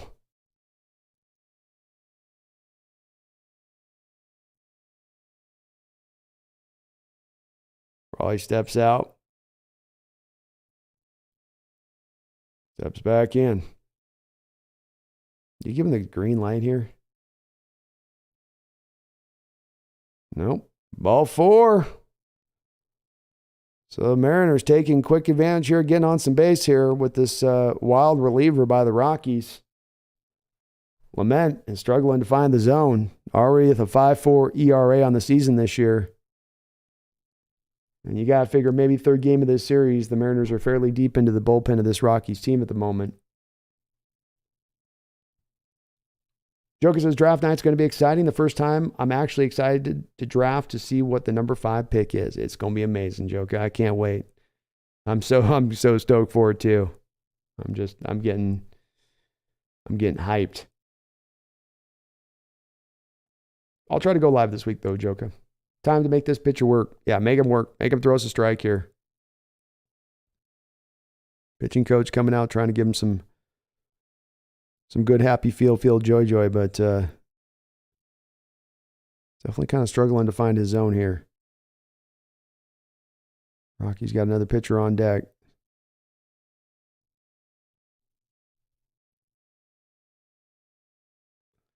All right, Teoscar Hernandez steps up to the plate. Can he, in this moment, folks, bring home the bacon? Teoscar, the valuable addition brought over from the Toronto Blue Jays of Canada, is come here now to Seattle after a strong start and quickly finds himself in an 0-2 hole against this wild Rockies pitcher. A big monster stroke indeed on that slider that he swung right over the top. 0-2 count. Here's the delivery.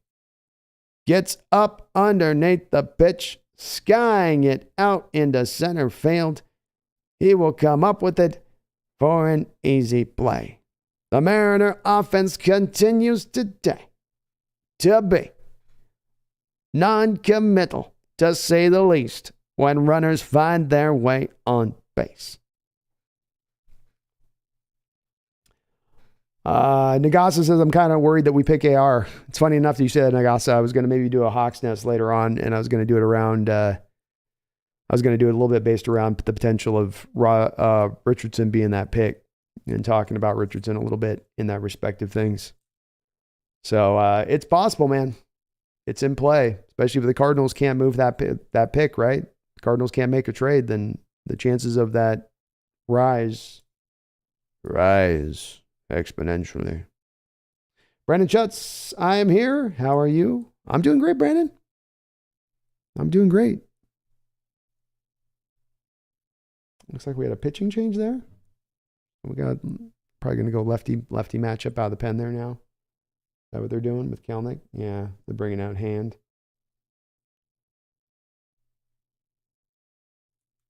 So Kelnick's going to get a lefty matchup. Sure, it'd be nice to have Pollock to pull off the bench here maybe in this moment.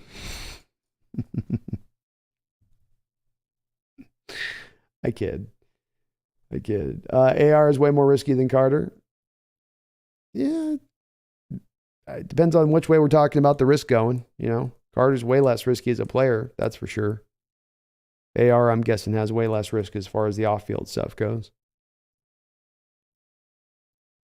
But, I would prefer we don't go quarterback Nagasa, to your point. I'll do a show around it, but it's more about the acknowledgement of the potential more than it would be about the support for the potential. Brandon Schutz, are you guys gonna have a day off tomorrow? Are you guys playing tomorrow? I don't know if we're playing tomorrow. I got to check our schedule. I haven't looked at where we're at on the upcoming schedule. All right, 2 runners on. 2 men out. Bottom of the 6th inning. Rockies 0, Mariners 0.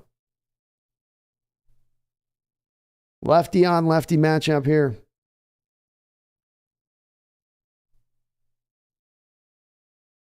How's it gonna go?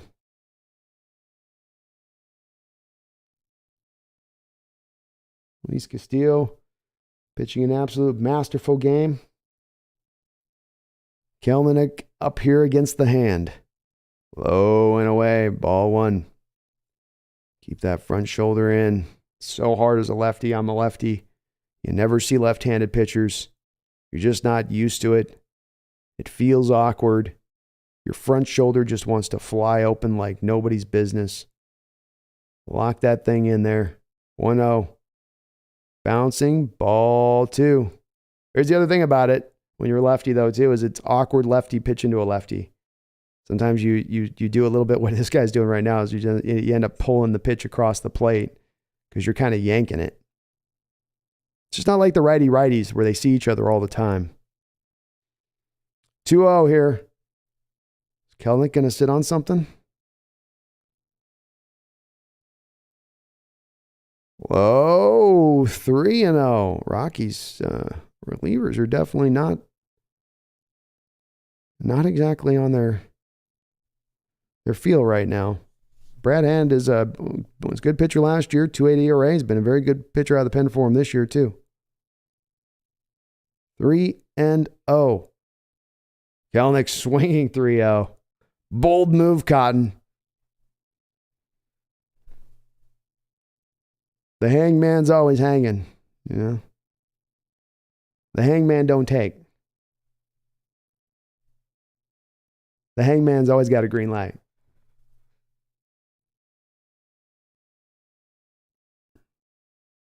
Three and 1. Runners on first and second. Hand comes set. Here's the delivery. He hits it down the line. That's a base hit. Hit really hard on the line. I don't know if this is going to be able to score. Francis coming. Big man using every bit of leg that he's got. He can't pick up the ball. The catcher drops the ball. He probably would have been out if the catcher could have picked it, but not able to pick the ball. It was a bouncer coming in from right field. Those little hobbit legs of Ty France moving, churning, tearing up the landscape. Jared hit this so hard on a line drive stroke that got right to the right fielder. And by the time Francis turning the bag, the right fielder's got the ball in his hand. It's a double hop to the catcher, a tough pick as you got a base runner coming down the line. Mariners take the lead 1-0. How about that? And now you got Pollock with his split. Outside ball. Kelenic continues to do a great job.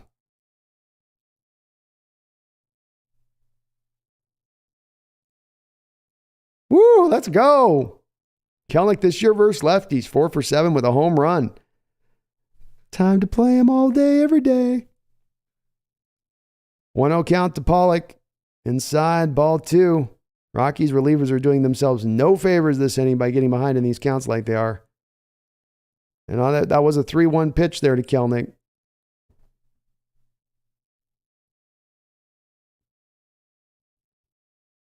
To Pollock. Let's see if he gets something meaty here. Pollock gets a pitch, hits it up, skied in the air. This is going to be playable. Right field's got it. Blackman's underneath, and that will end this inning. But Jared Kelenic Lefty on lefty gets it done. Mariners take the lead 1-0 as we're going to head into the top of the 7th. Here we go. It's getting interesting. I'm going to be right back here.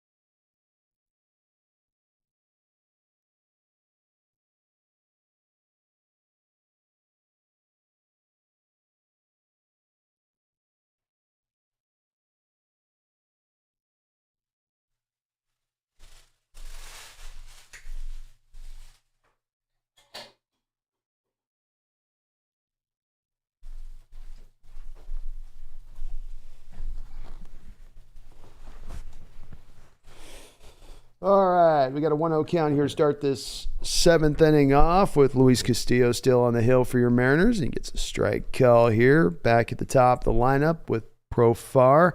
Profar doesn't like the call there.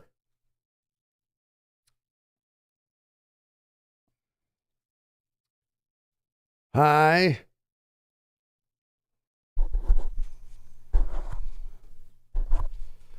I got hair. My cat hair is all over my microphone. 2-1. Strike. 2-2.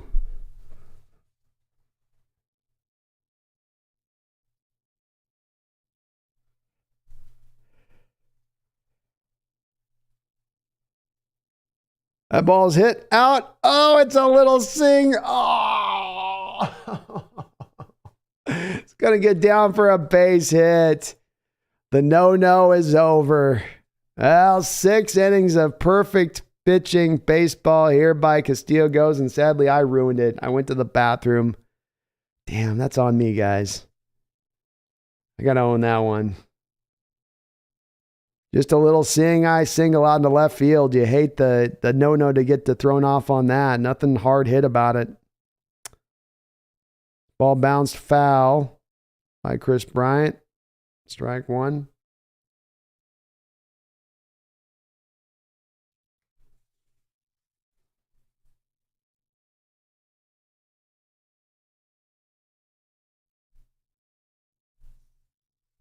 Cronus, thanks, phone. Struggling for service during JK's hit. Shaking my head.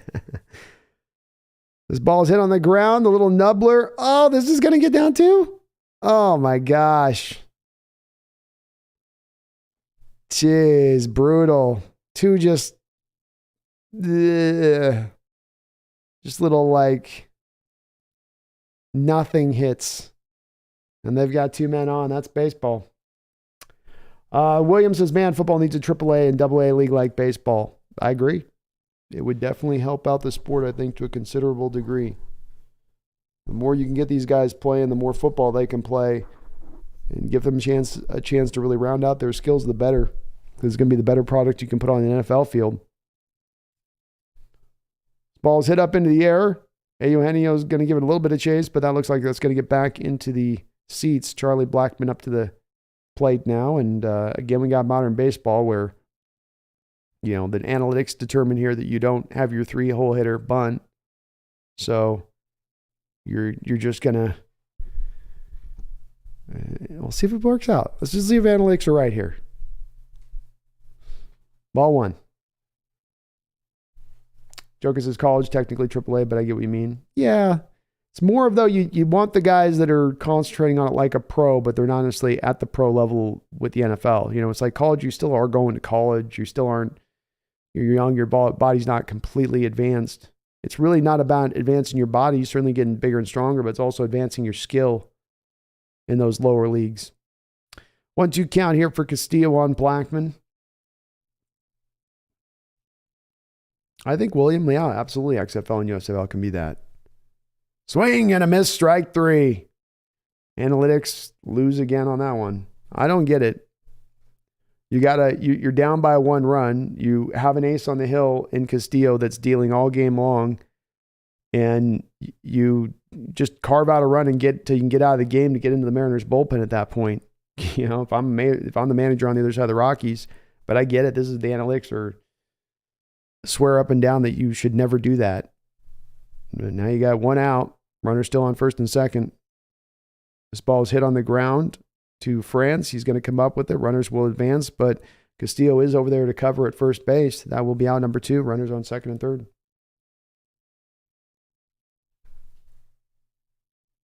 Megan says, I need to get dressed and get more coffee, but I dare not move from the tablet the moment be. My bladder did not allow me to sit on that one. If I had tried to go 3 more innings with my bladder, it would have been painful for everybody. Looks like they got Brash working in the pen to the Mariners.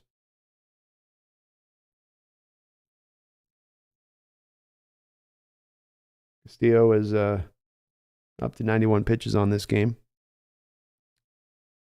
Sure would like to get him through if you can here, the 7th inning.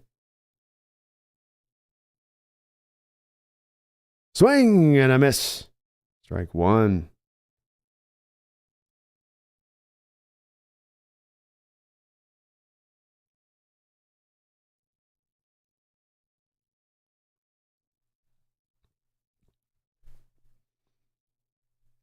No, he gets a good strike call there right at the top of the zone. Beautiful pitch by Castillo. Wow, wonderful pitch.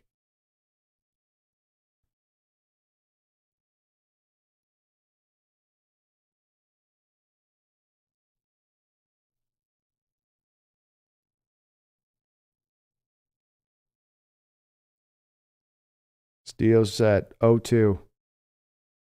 Hit right on the nub. Crawford climbs the ladder and makes the catch from the shortstop position. Castillo pumps his fist, and that will be that. We go through 7. We're into the bottom of the 7th now, with the Mariners still up 1-0. And though Castillo loses the perfect game, he does still maintain the ability to win this game and has lowered his ERA down to now .73. And for those out there, you guys were kind of wondering why I wasn't mentioning it. There's the old baseball rule now. And to my younger fans, this is, if we get into ever a no-no situation or a perfect situation, you don't discuss it. You don't bring it up. I know it's like, what is that? Is that like magic stuff? Is that? Yes, it is. Okay. And it's been provable magic for hundred years of baseball. You know, even the players do it. If you watch a player when he's in the middle of a no-no or a perfect game, the pitcher's sitting on one end of the dugout seats. The players are sitting at the other end of the dugout seats. They're not even talking to him. You don't acknowledge it. You don't look at it. It doesn't exist. You know, it was like that horror movie with that one creature where it only existed if you looked at it. As long as you looked away, you were fine. But if you looked right at it, you were done. You know. Tommy Eden says analytics don't account for streamers hitting the restroom. That is the problem with it. Exactly.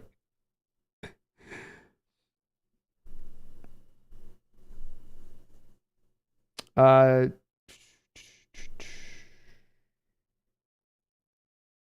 I think DK practice squad definitely helps in the NFL, but that's not the same thing of having a league where guys, you know, practice squad practice, and especially in the modern NFL, they're not playing with the full pads and all of the, you know, they're not hitting, you know, and so what these other leagues allow is for these guys to have the live fire exercise where you are hitting, you are actually able to work on real technique. Say nothing of the fact I'm sure they're able to have more padded practices and stuff like that in these leagues, which is then also going to allow for these players to get better. You know, it certainly will help the NFL having a little bit more of that developmental aspect of things in the background. It's not gonna like somehow overhaul the league and make it so much better, but it will provide a better stream to them of talent that is a little bit more refined coming into the sport, which will make the game look better and cleaner. Tommy says you don't stare at the hot chick. Exactly. You just don't do it. Megan says it's like the 87 in cricket bee, 13 away from 100, and you want to get away from that number as a batter ASAP. Exactly. That sounds exactly the equivalent, Megan. So you saw there was a few people in the chat asking me about it. Like, what if it's a no-no in the 8th? Do we go to the bullpen? What if we're in a perfect? I'm like, guys, don't bring...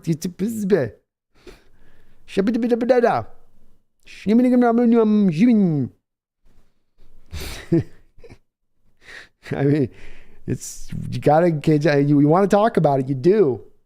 But you don't want to be the one to have sent the universe astray on that one. That it was on a path to go one way, and that you, by speaking its name into existence, made it another way. Medusa, yes. It's the equivalent of Medusa in baseball.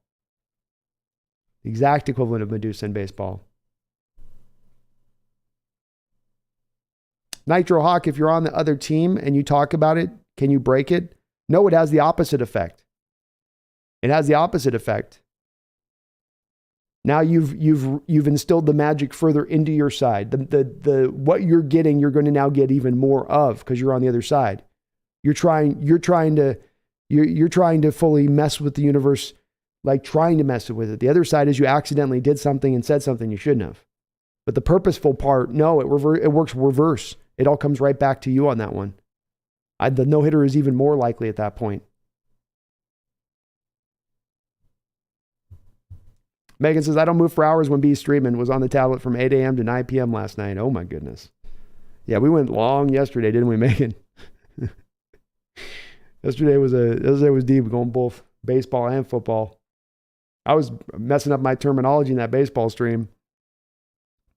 Base pads became the hash marks.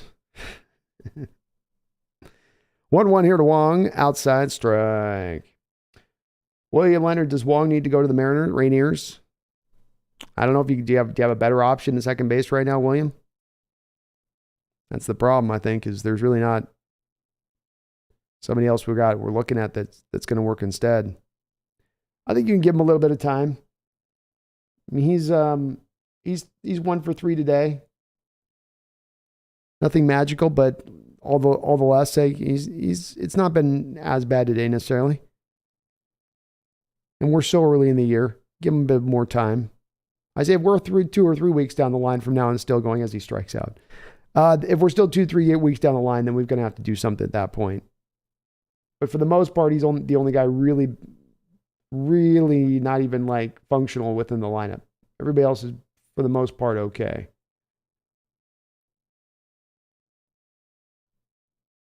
Why isn't Haggerty out there tonight instead of Pollock?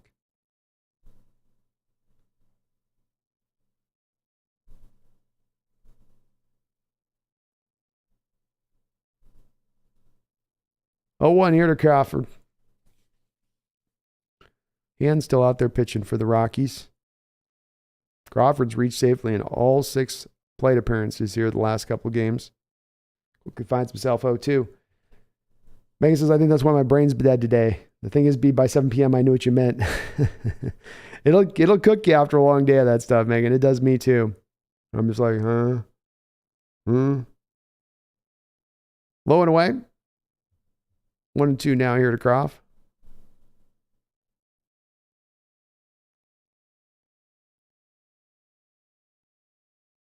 Yeah, it's the old reverse jinx magic, Megan. You know, tried and true stuff. Good defensive swing there by Crawford to foul that one back. Cronus says, I heard Ham Swaggerty had a mild concussion. Well, when you drip that hard, you're going to concuss yourself from time to time. Just the fallout of being so awesome. 1-2 here to Crawford. Another nice defensive swing, bats at foul, stays 1-2. Nitro says, theoretically, if we were playing the Astros or something and they were about to have the no-hitter and I put on an Astros jersey and started talking about it, could I break it? No, you can't fool the universe. The universe is not a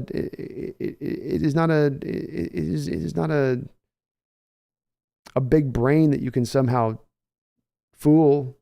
Like a video game, if you put in the right cheat code, you can get around it. It knows your intent. Intent.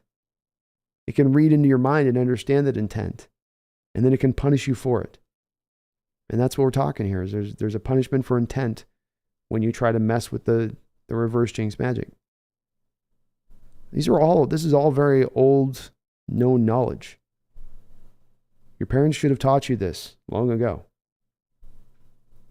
Ethan, if the other team is doing it, you have to do something. If the other team is doing it, you have to do something like, oh man, we'll never get a hit. We're done for. Their pitcher is just too good. And then the reverse jinx magic takes care of it from there. No, it doesn't. Intent. You guys think the universe is stupid or something. You think it's like got this like dog-like intelligence. No, it knows what your intent is. It knows what you're trying to do. The thing is when you're saying when somebody says about the no-hitter, they don't know that they're jinxing it. They don't know that they're about to mess it all up, that they're about to screw the whole pooch. The universe is punishing them for their lack of knowledge of that. It's the whole point of it. So you can't play with that. You can't play with those forces. Those forces go beyond man. They go beyond this world. You think you're going to be able to play some mind game with them? You think you're going to be able to John Lennon them? It's not happening.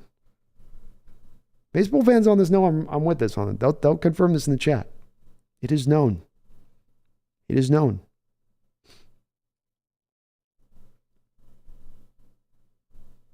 Nitro Hawk says, what if the universe hates the Astros? They didn't get punished for cheating, and they just won another World Series after they cheated cleanly. Obviously, the universe has a big fat star on its freaking cap. Okay? We've definitely established that as an absolute, unmitigated, horrific fact. Tommy Eaton says, we're in a superposition of two states, no hitter or not, until you observe it. It's basic physics. The wave function collapses. Exactly. This is the double slit experiment. Folks, it sounds woo-woo, but I'm telling you, you go look at the double split experiment. They fire these electrons through these two holes. The electrons should all fire a certain way, right? No matter what happens, they fired from a stagnant position the same way. They should all fire through those holes. The ones that make it through the slits of the holes of these walls should fire the same way. And yet they found that if you observe it versus not observing it, it will show two different behaviors. And the science can't make much sense of that. And that's the same physics that apply, the same exact physics that apply to baseball no-hitters. It's all equivalent. 0-1 here with Julio. 2 out. Rockies went ahead and made a switch to a pitcher with a lot of hair. He's got more hair than he's got head. It's like a big bushel coming out of his hat. 1-1. Yeah, kind of squeezing Julio on the zone on that one. 1-2. That slider wound around the plate.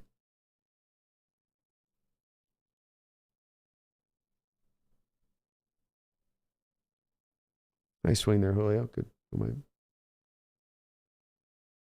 William says, Brando, do we make the playoffs so far? I'm not so certain.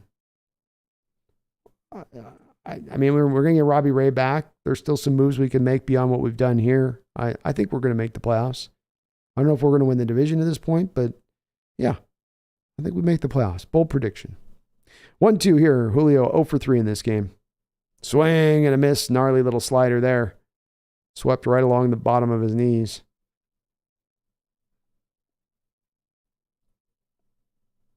Ethan says, but when we're doing the no-hitter, then you just don't say anything. That's right. That's right. You're acknowledging the universe. You're nodding to the universe without actually ever saying anything. So the universe then appreciates that and then allows it to continue to, this is a very, very common knowledge. Nitro says, theoretically, if I hold an Astro fan at gunpoint, theoretically, if I hold an Astro fan at gunpoint to mention the no-hitter, can that reverse it? That's actually, we're getting closer here to being able to have a little more control over it, because there's the threat of punishment to you at that point, but not quite. You're still trying to manipulate the universal forces at play. And they still don't appreciate that. Either says the reverse jinx magic for the other team works. You just have to be patient. Well, it's tiptoeing along the edge of a knife, I'm telling you, man, because that thing could cut both ways on that. I just as soon as stay just muted and let what happens. DK says, say whatever you want, Brando, but I knew Felix was going to toss his no, didn't know it would be a perfect, and that the Seahawks would beat the Broncos. Well, some of you out there are psychic, DK, you know? Not all of us were gifted in that way, okay? Not all of us were given the sight. Not all of us were touched. Not that kind of touched. Get your head out of the gutter, folks. Talking about the psychic touched thing. Megan says, more hair than head, B's quote of the day. Jesse Lund, Castillo's so cold. Love that guy. Me too, man. He's awesome. Brandon Schutz, what's the score for the Seattle game? We got 1-0 Seattle here as we now head into the top of the 8th inning. See if they let Castillo come back out. He's right at 90 pitches. Nope. Looks like we're going to get Topa. It's coming on out here to take over. Wonderfully pitched game by Luis Castillo. 7 innings, 2 hits, 9 innings. You couldn't have asked for a better game. Overpowering. His pitches moving all over the plate. Control right on the edges of the zone at all times. Just very impressive. Tampa comes out with a 1-0 count here now.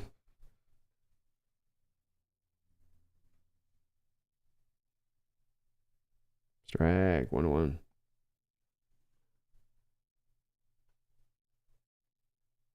Vortex Kane, do you think the Rockies can win this?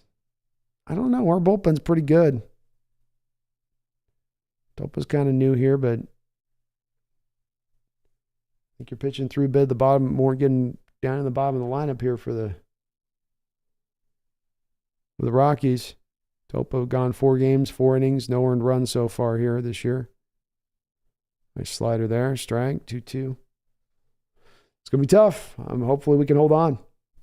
Wu-Tang says, fate is not deceived. It is too powerful to be gamed. Exactly. And he who tries will be punished. Strike 3. Got to let Juras Montero on an inside pitch there. Nice job by Topa. Making some nice dead people. Wu-Tang, I knew we'd beat the Broncos, but that was a horrible matchup for them. I didn't know we were going to blow them out 6 ways to Christmas, though.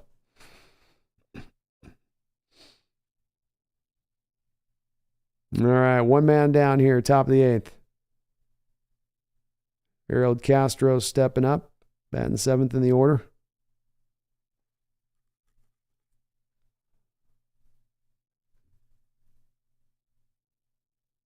Topa working fast.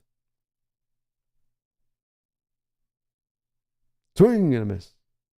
Metro Hawks says $100 donation for me if you find an Astro fan and test this live.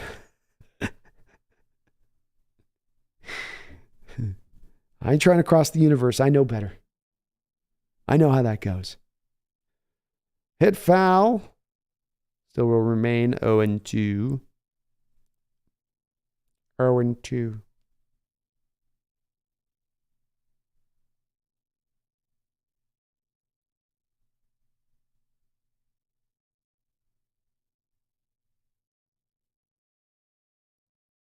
Defensive swing again. You're knocked foul 0-2. It remains. Nitro Hawk, what does the universe think of the Seahawks first Super Bowl? The Seahawks first Steelers Super Bowl? The universe doesn't have an opinion. It knows the NFL blatantly manipulated that one. We can't blame that one on the universe. That's straight That's straight NFL. Universe washed its hands of that one. But I had no say on this one. That's what it's telling us. I was going to have some say on that. I was going to do some things in that game. And then the NFL just decided that they were going to wholly manipulate it. So instead not. This ball's batted up the middle. Crawford's up with it, and he will sling it on over there to Ty France. And we've got 2 men down now here. Top of the 8th.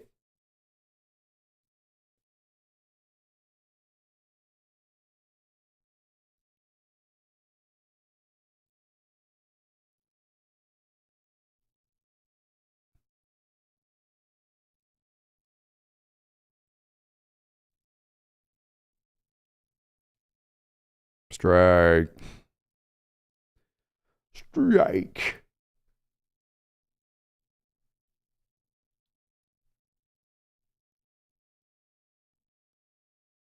That ball's away. Ball 1.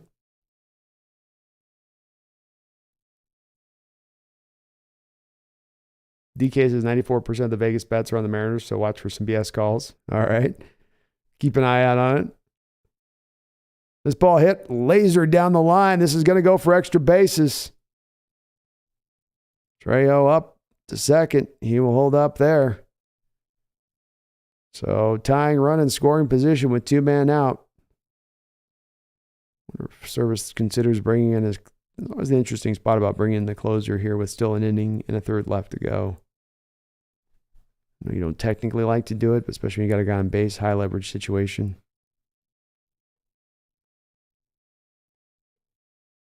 How much money would I actually try to do the Astros thing, though? Hold an Astro fan at gunpoint? Is that what you said above? No amount of money. I'm not. No amount of money am I going to hold anybody at gunpoint.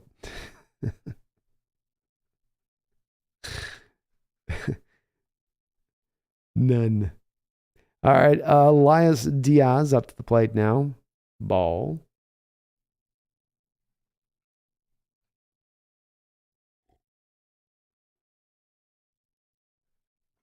Ball 1.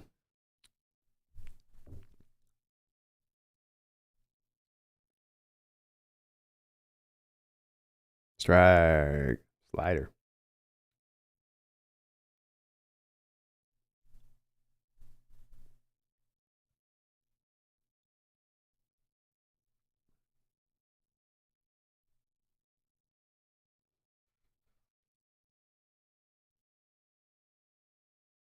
That ball's hit on the line. Jared Kelnick lays out and makes a play. Oh, it looked like trouble. Looked like the scoring run, and the man of the day, the man of the hour, Jared Kelnick gets on up after making a tremendous catch. He's been really good in the outfield today all over, but laying out full Superman, making the grab, maintaining the lead, takes a deep breath as he comes up, and well done. Already the guy in this game that drove in the Mariners' only run, and then goes out there and makes a hell of a stab out there in the field. Wonderful job by Jared Kelnick. Man's been a star for the Mariners so far this year in more ways than one. Nitro, nah, Brandon, you definitely have a number. Yeah. No. And Brandon does one place Brandon never wants to go. It's to the jail. That would be a big solid no on me on that one. So I'd know I'd get caught. Not to mention, I still think I'm trying to manipulate the forces of the universe at play there, Nitro. No amount of money is going to make me play with the forces of the universe. That just doesn't go right. It's like playing with black magic, dark magic, right? And thinking you're going to, no, I'll mess with the dark magic and good things will happen. I'm sure there'll be no downside to this. I'm sure I'll just have this winning lotto ticket and it'll all go great. Wu-Tang says, what a catch from Kelnick. Tremendous catch. Shows you why he's a plus fielder out there on the outside, too, on top of being an emerging hitter. Fantastic jump, too, on that play. You got to get there's not any air underneath that ball, so you better get the jump right off the bat there to get that ball, just to get the opportunity where you can lay out. And he did so there. Nitro says, I never said it couldn't be a Nerf gun. I still think I'm playing with universal forces. You can't do that, man. Just You're tank. I'm too pretty to go to jail. Exactly, man. There's going to be some problem. I ain't going to just be able to be that guy like, oh, that's the old guy. We'll just leave him alone. No. I go in there, it's going to be hunting season. I ain't needing that. Too old for that. Way too old for that. Oh, Lordy. All righty. So let's see if the Mariners can play a little bit of game attack on here. Hairhead's back out on the mound. Ty France up the plate. Mariners middle of the order is going to come through. Let's see if somebody can just stick one out in the seats. And little rule. France tried to lean in on that first pitch and get hit. He's funny.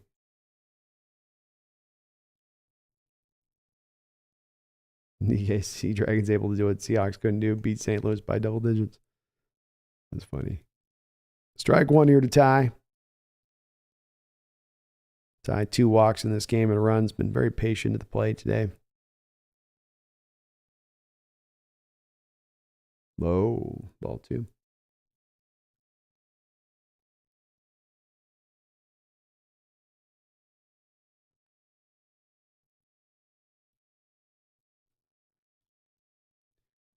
My cat's sniffing something. Strike. Top of the zone. 2-2. Nitro says, I feel like the universe doesn't like Washington teams that much. You got a basketball championship in 78, 80. You got 3 Super Bowl appearances and 1 Super Bowl win. There's some cities out there that have done worse in that time. I'll tell you that. But it's also a long game with the universe. It's not looking at keeping the scales balanced over a 10, 20, 30 year span. It thinks in terms of millennia. Strike 3. Wonderful pitch there. Now we'll put France down. Nitro doesn't like Gonzaga. Not a big Gonzaga fan, but, what if Gonzaga 2 years from now went on a 3 championship streak? Yeah. We'll say, well, it just took them that time to click it in. That's what I'm saying. It's that old, I think it's like a Chinese story. What do they call those? Like, the guy that with the, they did it in a movie. A guy gets the horse and everybody's like, oh, look how great you got the horse. And he's like, we'll see. And then his son rides the horse and breaks his leg. And they're like, oh, what a tragedy. Your son broke his leg. He's not going to be able to walk right the rest of his life. He's like, we'll see. And then there's a war and all the young kids have to go off to battle. And you say, look how great it is. Your son doesn't have to go to battle. And he says, we'll see. And that's how the universe is. It's like, it all kind of takes time. It doesn't work on man's time. 1-1 here now. Nobody on, 1 out. Eugenio Suarez up to the plate. He's going to take low 2-1. DK says, I think Buffalo gets more hate. Yeah, Buffalo with the 4 Super Bowl titles lost, and getting boat raced in all those games, pretty much, except for one. Yeah. They've got, if anyone, a call to say, you hate us. They've got, if anybody has a reason to think the universe is out for them. This ball's batted on the ground for an easy out to first base. So this will be 2 men down now, bringing up Cal, Big Dumper Raleigh. Nitro Detroit and Cleveland's the toilet of the universe. It's got to be somewhere, man. Got to have the outhouse somewhere. Cal, first pitch swinging, sends this foul. 0 for 2 with a walk in this game, hitting 224 in the year. Megan says, my grandma out there had a saying, when you make plans, God laughs. So very true. Exactly. 2 men out, 0-1 pitch here, inside, 1-1. D-Man says, I'm late. Is that a Mariner shirt? It is a Mariner shirt. I had this one in the closet, though, so I still need to go buy a couple new ones. But I took the criticism yesterday of the Seahawks shirt to heart, and we now have a Mariner shirt on. 2-1 here on that pitch, wildly inside. Wu-Tang, the universe gave the Pacific Northwest great beauty, so we don't get all the championships. Could be worse. Imagine living in Cleveland and getting 1 bronze chip and that's it. Yeah, he leaves you twice. Hit hard and stabbed by the first baseman. Crone over there on that side. Raleigh gave it a good rip, but that first baseman right on it with cat-like quickness. The Mariners will go down in order here in the 8th inning. So we move to the 9th inning. Can the Mariners hold on and keep it under lock?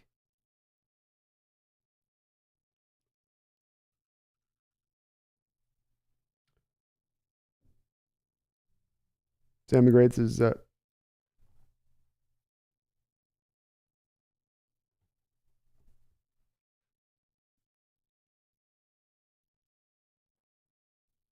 Detroit at least had the Pistons and Red Wings. They got that. It's true. Red Wings have won a lot, haven't they? I know I'm not a hockey fan, but I know that they've won their share of Stanley Cups. Ethan says, man, on Twitter were some Mariner reporters saying Castillo's perfect through the 5th, perfect through the 6th. Who in the heck do they think they are? Shame. There are rules here. They should know better. Hopefully the Twitterverse burns them as they should, because they deserve it at that point. You need to know. You're a reporter, you know better. It's okay if the common fan doesn't know. But if you're a baseball reporter and you don't know this because you're looking for clicks and content, shame. Shame on you. How dare you? How dare you do that to Luis Castillo? Throwing the gem of his life and you're worried about your petty little content? They know the rules. They knew better. As far as I'm concerned, all of the Mariner fandom should blame the Seahawks reporters for doing that crap. Not only did they mention the no-hitter, they just kept testing the universe. They just kept slapping him every inning. Oh, still perfect. Still perfect. Still perfect. Disappointing. Mariner reporters, I expected better. DK Dead Calf, hockey too, but Browns fans, they have to watch their old team twice a season and see them be one of the best teams run in the NFL. That's true. They may be called the Ravens, but it's true. Joe says Buffalo had been pretty bad to hockey, and just recently the Bills have been good. Yep. Buffalo won a few Stanley Cups, didn't they? What are they? I forget what they were called. Stampeders or something. Whatever. I don't know hockey. All right, Paul. Magic Man Seawald coming out onto the hill here. 8 innings, 3 earned runs so far this year. 8 strikeouts to 3 walks. See if he can shut the door here going through the middle of this order of the Rockies. First pitch, or top of the order, excuse me. Jackson Profar is going to start this off. The man that undid the no-no. Enemy number 1 here right now in Seattle, aside from the Mariner reporters, that is. 0-1. Ball. D-Man says, why does it seem like when you think or someone mentions a no-hitter going on, the no-hitter usually gets broken up within 5 minutes of someone mentioning that? Well, we were blaming it on forces that would, these are forces that have been tested, right? As I was saying earlier, D-Man's like the double slit experiment, You look at it and observe it, and it's different. You're trying not to observe it so you don't change it. By looking at it, you change it. And it sounds woo-woo, but it's stuff that's been scientifically tested in some ways. But it's a truth, D-Man. No, whatever causes it to happen, right? Whatever is the forces at play that make it that, you can get angry at gravity, but gravity still remains. And then we get Barron reporters talking about gravity and causing it to then get broken up. And Luis Castillo did not have his greatest game of his professional life. I hope they're happy. I hope it got him a couple more likes. Hope it got him a couple more follows. 2-2 pitch here to Jerkson Profar. Strike 3. Nice job by Paul Sewald getting the K. Sabres. Thank you, Joker. That's it. Didn't they have that guy in the day, the Russian goalkeeper that was the freakish guy? He could do the Van Damme splits. Able to you just couldn't get the puck past him. Megan says, what if you're a fan-ish from another country who doesn't follow baseball as much as others? You could talk about it then. It's only fans of the club. The universe knows. The universe can read a mind. It understands who's coming with what perspective. It could be any other baseball fan in America talking about this game. Do you see Luis Castillo's got a no-no? Completely fine. But if it's the players that are Mariners talking about on the state field, in the dugout, if it's Mariner fans talking about amongst themselves, you're causing problems. You're causing it to potentially get broken. 1-2 count now here to Chris Bryant, a man who with one swing can switch this around very quickly. William Leonard B, we're getting Jalen Carter at 5, right? It's hard to say. I mean, I think he's in play, and he certainly would be if I'm laying down money as to who's the person more likely to take at this point. Strike 3. Seawald coming through here with 2 quick strikeouts. 1-2 here on the top of this lineup, and that will bring out the final at-bat potentially of this game. Blackman, the right fielder, steps up to the plate here, 0 for 3 with 2 strikeouts. Seawald looking crispy with this stuff today. Blackman steps up. First pitch swinging, sends it foul. Mariner fans on their feet,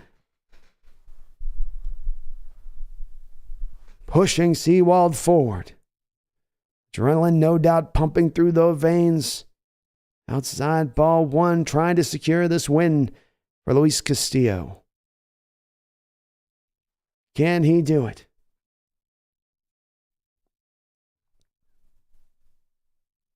One. Outside ball 2.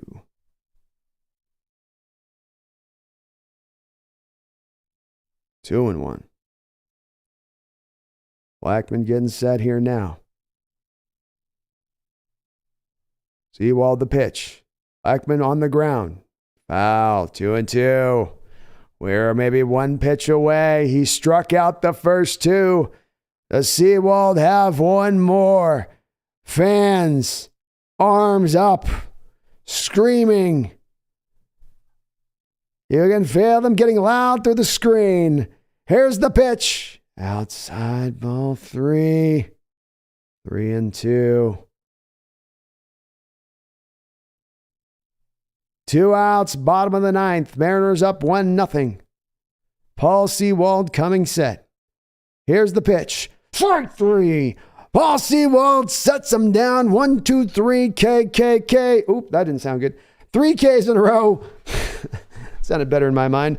3 Ks in a row there. Wonderfully done by Paul Seawald. And the Mariners come out of this game with a 1-0 win. Fantastically done. Luis Castillo absolutely twisting a gem out there up on the mound. I don't think there was a hard hit ball all game long. No walks, pinpoint control, overpowering stuff, sweeping every which way but loose. Jared Kelenic showing off that he can also field as well as hit, doing the Superman stop out there in the outfield, preserving what would have been then a game-tying run if he's not able to make that catch, on top of the fact he was the guy that was able to get your only hit of this game today. The Kelenic Express continues to motor on down those tracks this season and continues to look like this performance is going to be sustainable for him, not merely a flash in the pan or being hot for a couple weeks at the start of the season, that indeed for this very talented prospect for your Mariners, things have started to click in. There's going to be games like this every year. This is why you want sometimes your ace on the hill like that in these situations, that he can be so overpowering games like this. The Mariners also get the sweep here against the Rockies in this 3-game set, as they've really started to find their way now this season with how they're playing baseball. And another game where you look at it and you go, no errors. Rockies got that 1 error in this game. Every game's fielded fairly cleanly by this team. The bullpen comes through, does what it's supposed to do. The starting staff's doing what it's supposed to do here now. You're seeing the plan being brought to bear, and it's working out wonderfully and beautifully. So a fantastic win here. Would have been nice to get a little bit more offense, but let's face it. The Davis kid for the Colorado Rockies coming up from AAA, he pitched a magnificent game. That kid did not just have 5 innings of no-run work, and it was by luck. He was doing so by putting some just absolutely money pitches in at spots where things were really, really going to be tough for him if he didn't make that pitch in that spot. And he never gave in, never went and fed into the middle of the plate for the Mariners, giving them something juicy to hit. Yeah, when he was hitting the zone, he was always at the edges of the zone or low. And you got to commend him for that. He pitched a well-pitched game there, going right kind of step for step in a lot of respects with Castillo throughout this game. But beautiful win by our Mariners. Love to see it. And they continue to motor on this year that we hopefully are going to have some big aspirations for as we go forward. But Carter, I would say, would probably be somebody else, a betting favorite, now that I know that he's not just simply off the board. They've had him in for a visit. He's the need. To me, he's the best player. The character background stuff is the stuff I don't know about, William. And that's the part where, like, they're having Witherspoon in there now too right now, the cornerback. And I don't think you're going to look at be getting him at 20. So you're having Witherspoon in because you're probably considering him at 5 as well.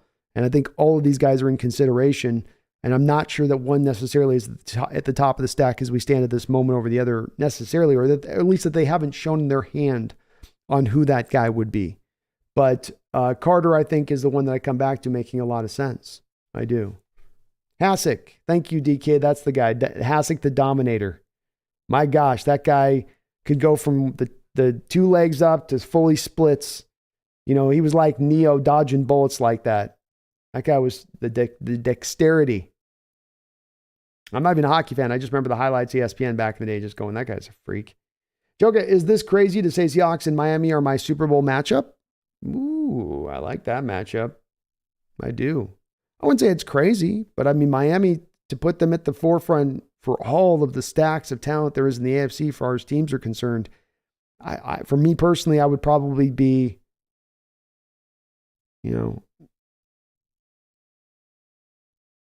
I'd be about 6th or 7th on the list of them getting through in the playoffs and doing much. I don't trust, though, Tua to be able to remain upright and keep going through a full season either. Megan says, oh, Howard, I missed your dulcet tones. A game today, unlike many you see in the modern era of baseball. The old brand and style brought anew, in bloom, as it were. Play valiant defense. Play amongst each other in a team-centric environment. Work toward your pitching staff, lean on your starters, and come out the other end with a magical 1-0 victory. Last year, your Seattle Mariners were able to unveil to Major League Baseball one of the brightest prospects the game is going to be yet to see over the next 2 decades. Well, once again, they have matched that up this year by Jared Kelenic indeed emerging as another star in the Seattle sky. And that should do nothing but put a tremendous smile on the faces of the Pacific Northwest faithful. Ethan, the UW versus Oregon game last season, we were watching it, and it was such a close game. Someone came into the TV room and tried to leave before the game ended. Had they left, bad things would have happened. That's how it works, man. That's how it works. How about that sweep? Joker says, yo, Brando, let's draft Bijan Robinson. Let's make a run to the Super Bowl. Let's do it, man. I'm with it. Sign me up. Megan says, just kidding. Megan, definitely better be in your head. Be too damn close. I now take everything bad, like Gino. I now take every bad thought or word I ever said about you back. Amazing, the Lamar jersey still over the back of the chair, B. And there will remain. DK Brando, have you seen playoff hockey? Even hockey haters admit it's very good. I just can't get in the sport, my man. I just can't. I can't do it. I'm an old dog, man. I'm an old dog out there on that porch looking for my little slice of sunshine. Just old dog like me, just hard to pick up them new tricks. Tommy, would you be disappointed if we took Witherspoon at 5? I think he's awesome, but the opportunity cost would be kind of sting. There are other players I would want so much more. Yeah, at 5, that'd be a bit much for me. The only way I would like it, Tommy, is if this team's truly going to commit to running man principles, and they're going to try to it would be fun if we learn on the back of this that we're going to go hog wild with our fronts. Like we're bringing everybody, and then we're going to have the corners on the outside that can lock you down. Good luck. Oh, we're going to be blitzing Bobby and Jamal at a very high rate. It may be one of the highest rates in football for those two positions. And we're going to lock you down on the outside with man coverage. And we're going to run single high cover 1 with Diggs, and we're going to just let our safety down there all the time, every day, all day, 24/7. Good luck. It would be, I'd get excited from it from that angle. But if they're just going to run zone-based principles, soft zone stuff to bring in a corner like that, then, right? Yeah, not so much with that. I'll try, though, DK, I'll try at some point here, take a look at if I can watch a little bit, maybe the hockey here, I'll check it out here. If I got some time, just kind of watch it side-eyed a little bit. I'll check it out and see what I think. Maybe we'll check out the highlights. Megan says, your mission is to get me to like Carter. Mine is to get you to love hockey as much as I do B. Sounds good, Megan. I'll get you there eventually. And the good news with Carter, Megan, is if we did draft him, I don't think it's going to have to be very long that you're going to see his effect on the football field when he's out there. And that you watch what he can do on a football field and the amount of tension that he draws from the opposition, it will become very crystal clear very quickly as to the measure of that man's impact and what he can do on a football field.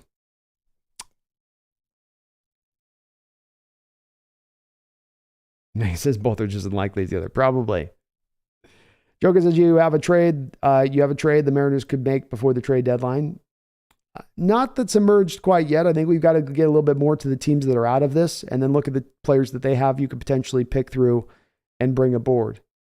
But there's nobody at this point that I have off the top of my mind that I'm aware of. I think you looked for a while at that Pirates Reynolds guy, but I mean, with your emergence of your outfield, you feel good about that. Second base, DH seem to be the two positions you could maybe take a look at. And then on top of that, potentially even adding a little bit more into the bullpen maybe, especially with where Munoz might be. But we've got to give that a little bit of time for that to sort of figure itself out. And we're far away from the trade deadline, of course, so we don't have to really, make that call yet. But between one of those positions would probably be where we're looking at there. And Joka, yeah, Tommy Tendon. Tommy Patella is not very good. I'm not a big Tommy Patella guy either, and they need to get better there. You do get Dylan Moore back in the mix here. Maybe Haggard, he can get back in more as a common element on this. That's why I say it's just give it a little more chance for everything to kind of shake out a little bit and find what is what. And then we'll kind of start to be able to swing a little bit more forward and figure out where they need to go. Tommy says, yeah, I see that. It would definitely mean more playing man and blitzing more, which is what we would need to do. And at that point, I would love to pick Tommy because I've been wanting for years to see us go to more of a heavy base, pressure-based look because I'm more of about a guy that's like, look, the offenses are going to be patient if you just force them to be patient all game. And that's the whole prior defensive philosophy was built on that. I think in the modern era now, if you can more get into offenses and now just take it to them and get them under an avalanche plan and play out, there's going to be some times they're going to gouge you in the games. But to me, I've always thought that the reverse side of that is the sacks, the game-changing plays, the interceptions. That's sort of the other flip side to that deal, in my opinion. And I would love to see that. DK says, who has the best chance to win a championship, Hawks or Mariners? Mariners as it stands right now, but the Hawks are right behind them. Mariners are just a little bit closer. Joka, it's crazy to see Nelson Cruz is still playing baseball. I know, man. He is. He's definitely been, he's been in this game for a long time. A long time. How's he doing this year? Is he hitting it well? Take a look here. What's he? Let's see. Nelson Cruz stats. Hitting 30. He's hitting 333 in 10 games. He's already got 12 hits on the season. He's got 12 ribbies already. Hey. The ageless wonder, Nelson Cruz. 2 home runs. Pretty impressive.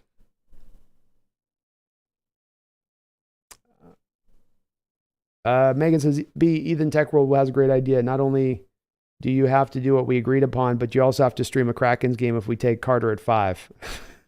No. I like this whole renegotiation, Megan. So when we negotiate something and then you renegotiate it, that just tells me that what's to stop you from renegotiating later on at that point. We have to have some rules here. We have to have some, I got to have some baselines I'm operating off of, or there's just no rules and it's all just a bloody free-for-all. Tommy says, have you decided if you're Seahawks streaming tonight? I know this is a baseball, but I got a pigskins on my mind 24/7 until the draft, laughing out loud. I got to go get some food. So I guess we should probably try to wrap it up, Tommy, now. So if I can pull that off tonight, I need to get a little bit of food. If we do it, it'll be a little bit of a later stream here. So probably a couple hours from now if I do go with it. But let me bounce out and let me get refreshed, get some food in my belly, pet my cats a little bit, and then see if I can come up with a good thumbnail and title and stuff. I think I'll just work it around the Anthony Richardson angle tonight for the opening of the show. Because I've been trying to put together an upload on that I just can't quite get figured out. So I'll just put it together in this and get it done, Don't waste a good thumbnail. You guys will laugh. You guys will laugh when you see the thumbnail too. It's pretty funny. Megan says, there's no way you're going to do what we said. You won't give up Craig for Zorn. So yeah, Megan too, people are trolling so hard. I just got in the mail too. And I don't think it was necessarily Garth, but I got in the mail too, a signed Dave Craig, thing, picture. I got to get a covering for it. This is going to get epic. It's going to get epic. You never know what I'll do or won't do. I'm not changing the terms, Megan. I haven't changed the terms, I don't believe. I don't believe I've moved the line. Joka says, Anthony Richardson at 5, Brando, the Mariners Seahawks fans would fight each other. Yeah, they would. I would be talking definitely people out of fights within the chat and people off the ledge. There'd be others that'd be super excited. But I certainly think it's a possibility that is in play. That is feasible. When are you getting the Zorn one you promised? I've got to get the baseball card on that one. I just haven't had the time, Megan. I just can't get on my time. I have no time. And I got my book cover done, but I don't like how it's done. So I have to go into Photoshop now and do my own book cover. And I was trying to pay somebody to do that. And they didn't get it right. They got it kind of close, but I'm just sort of also you didn't do it right. When are you getting the Zorn one you promised I plan to get it. I didn't say when I was getting it. I said when I get a chance. I just haven't had that chance. Megan says send the cover to me. Okay. Yeah, I'll send it to you. I'll give you the file. He sent me the source file of Megan, so you can take a look at it and see if you can work some way of magic on it. I don't like the globe he used. He couldn't figure out how to find the right demon for the cover. I guess in India, they've got a different understanding of what a demon is. So struggled with that one. I went back and forth with the guy 3 times. And I was like, here's the final one we had right now. I'll show you guys all. Because the book's coming out here this week, you guys. Oh, maybe I don't have a picture of it like I thought I did. Yeah, I do. Hold on here. There you go. Oh, my stream froze. Oh, that's not good. Uh-oh.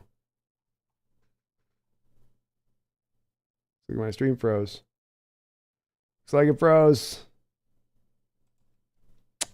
So we're going to sign off. You guys can't hear me. I don't know why my stream froze. That's weird. But it did.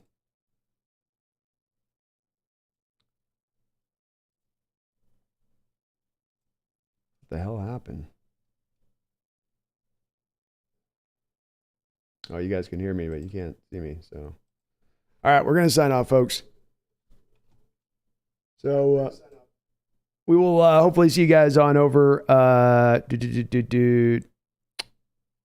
Yeah, I can't pronounce Nordic names. That's true, DK. But go Mariners. I appreciate you guys watching. Sorry, I don't know what hell to happen here just all of a sudden, but we seem to have a little bit of a weird wiggle here on the stream as if something happened. So not sure what went down, but do appreciate you guys watching.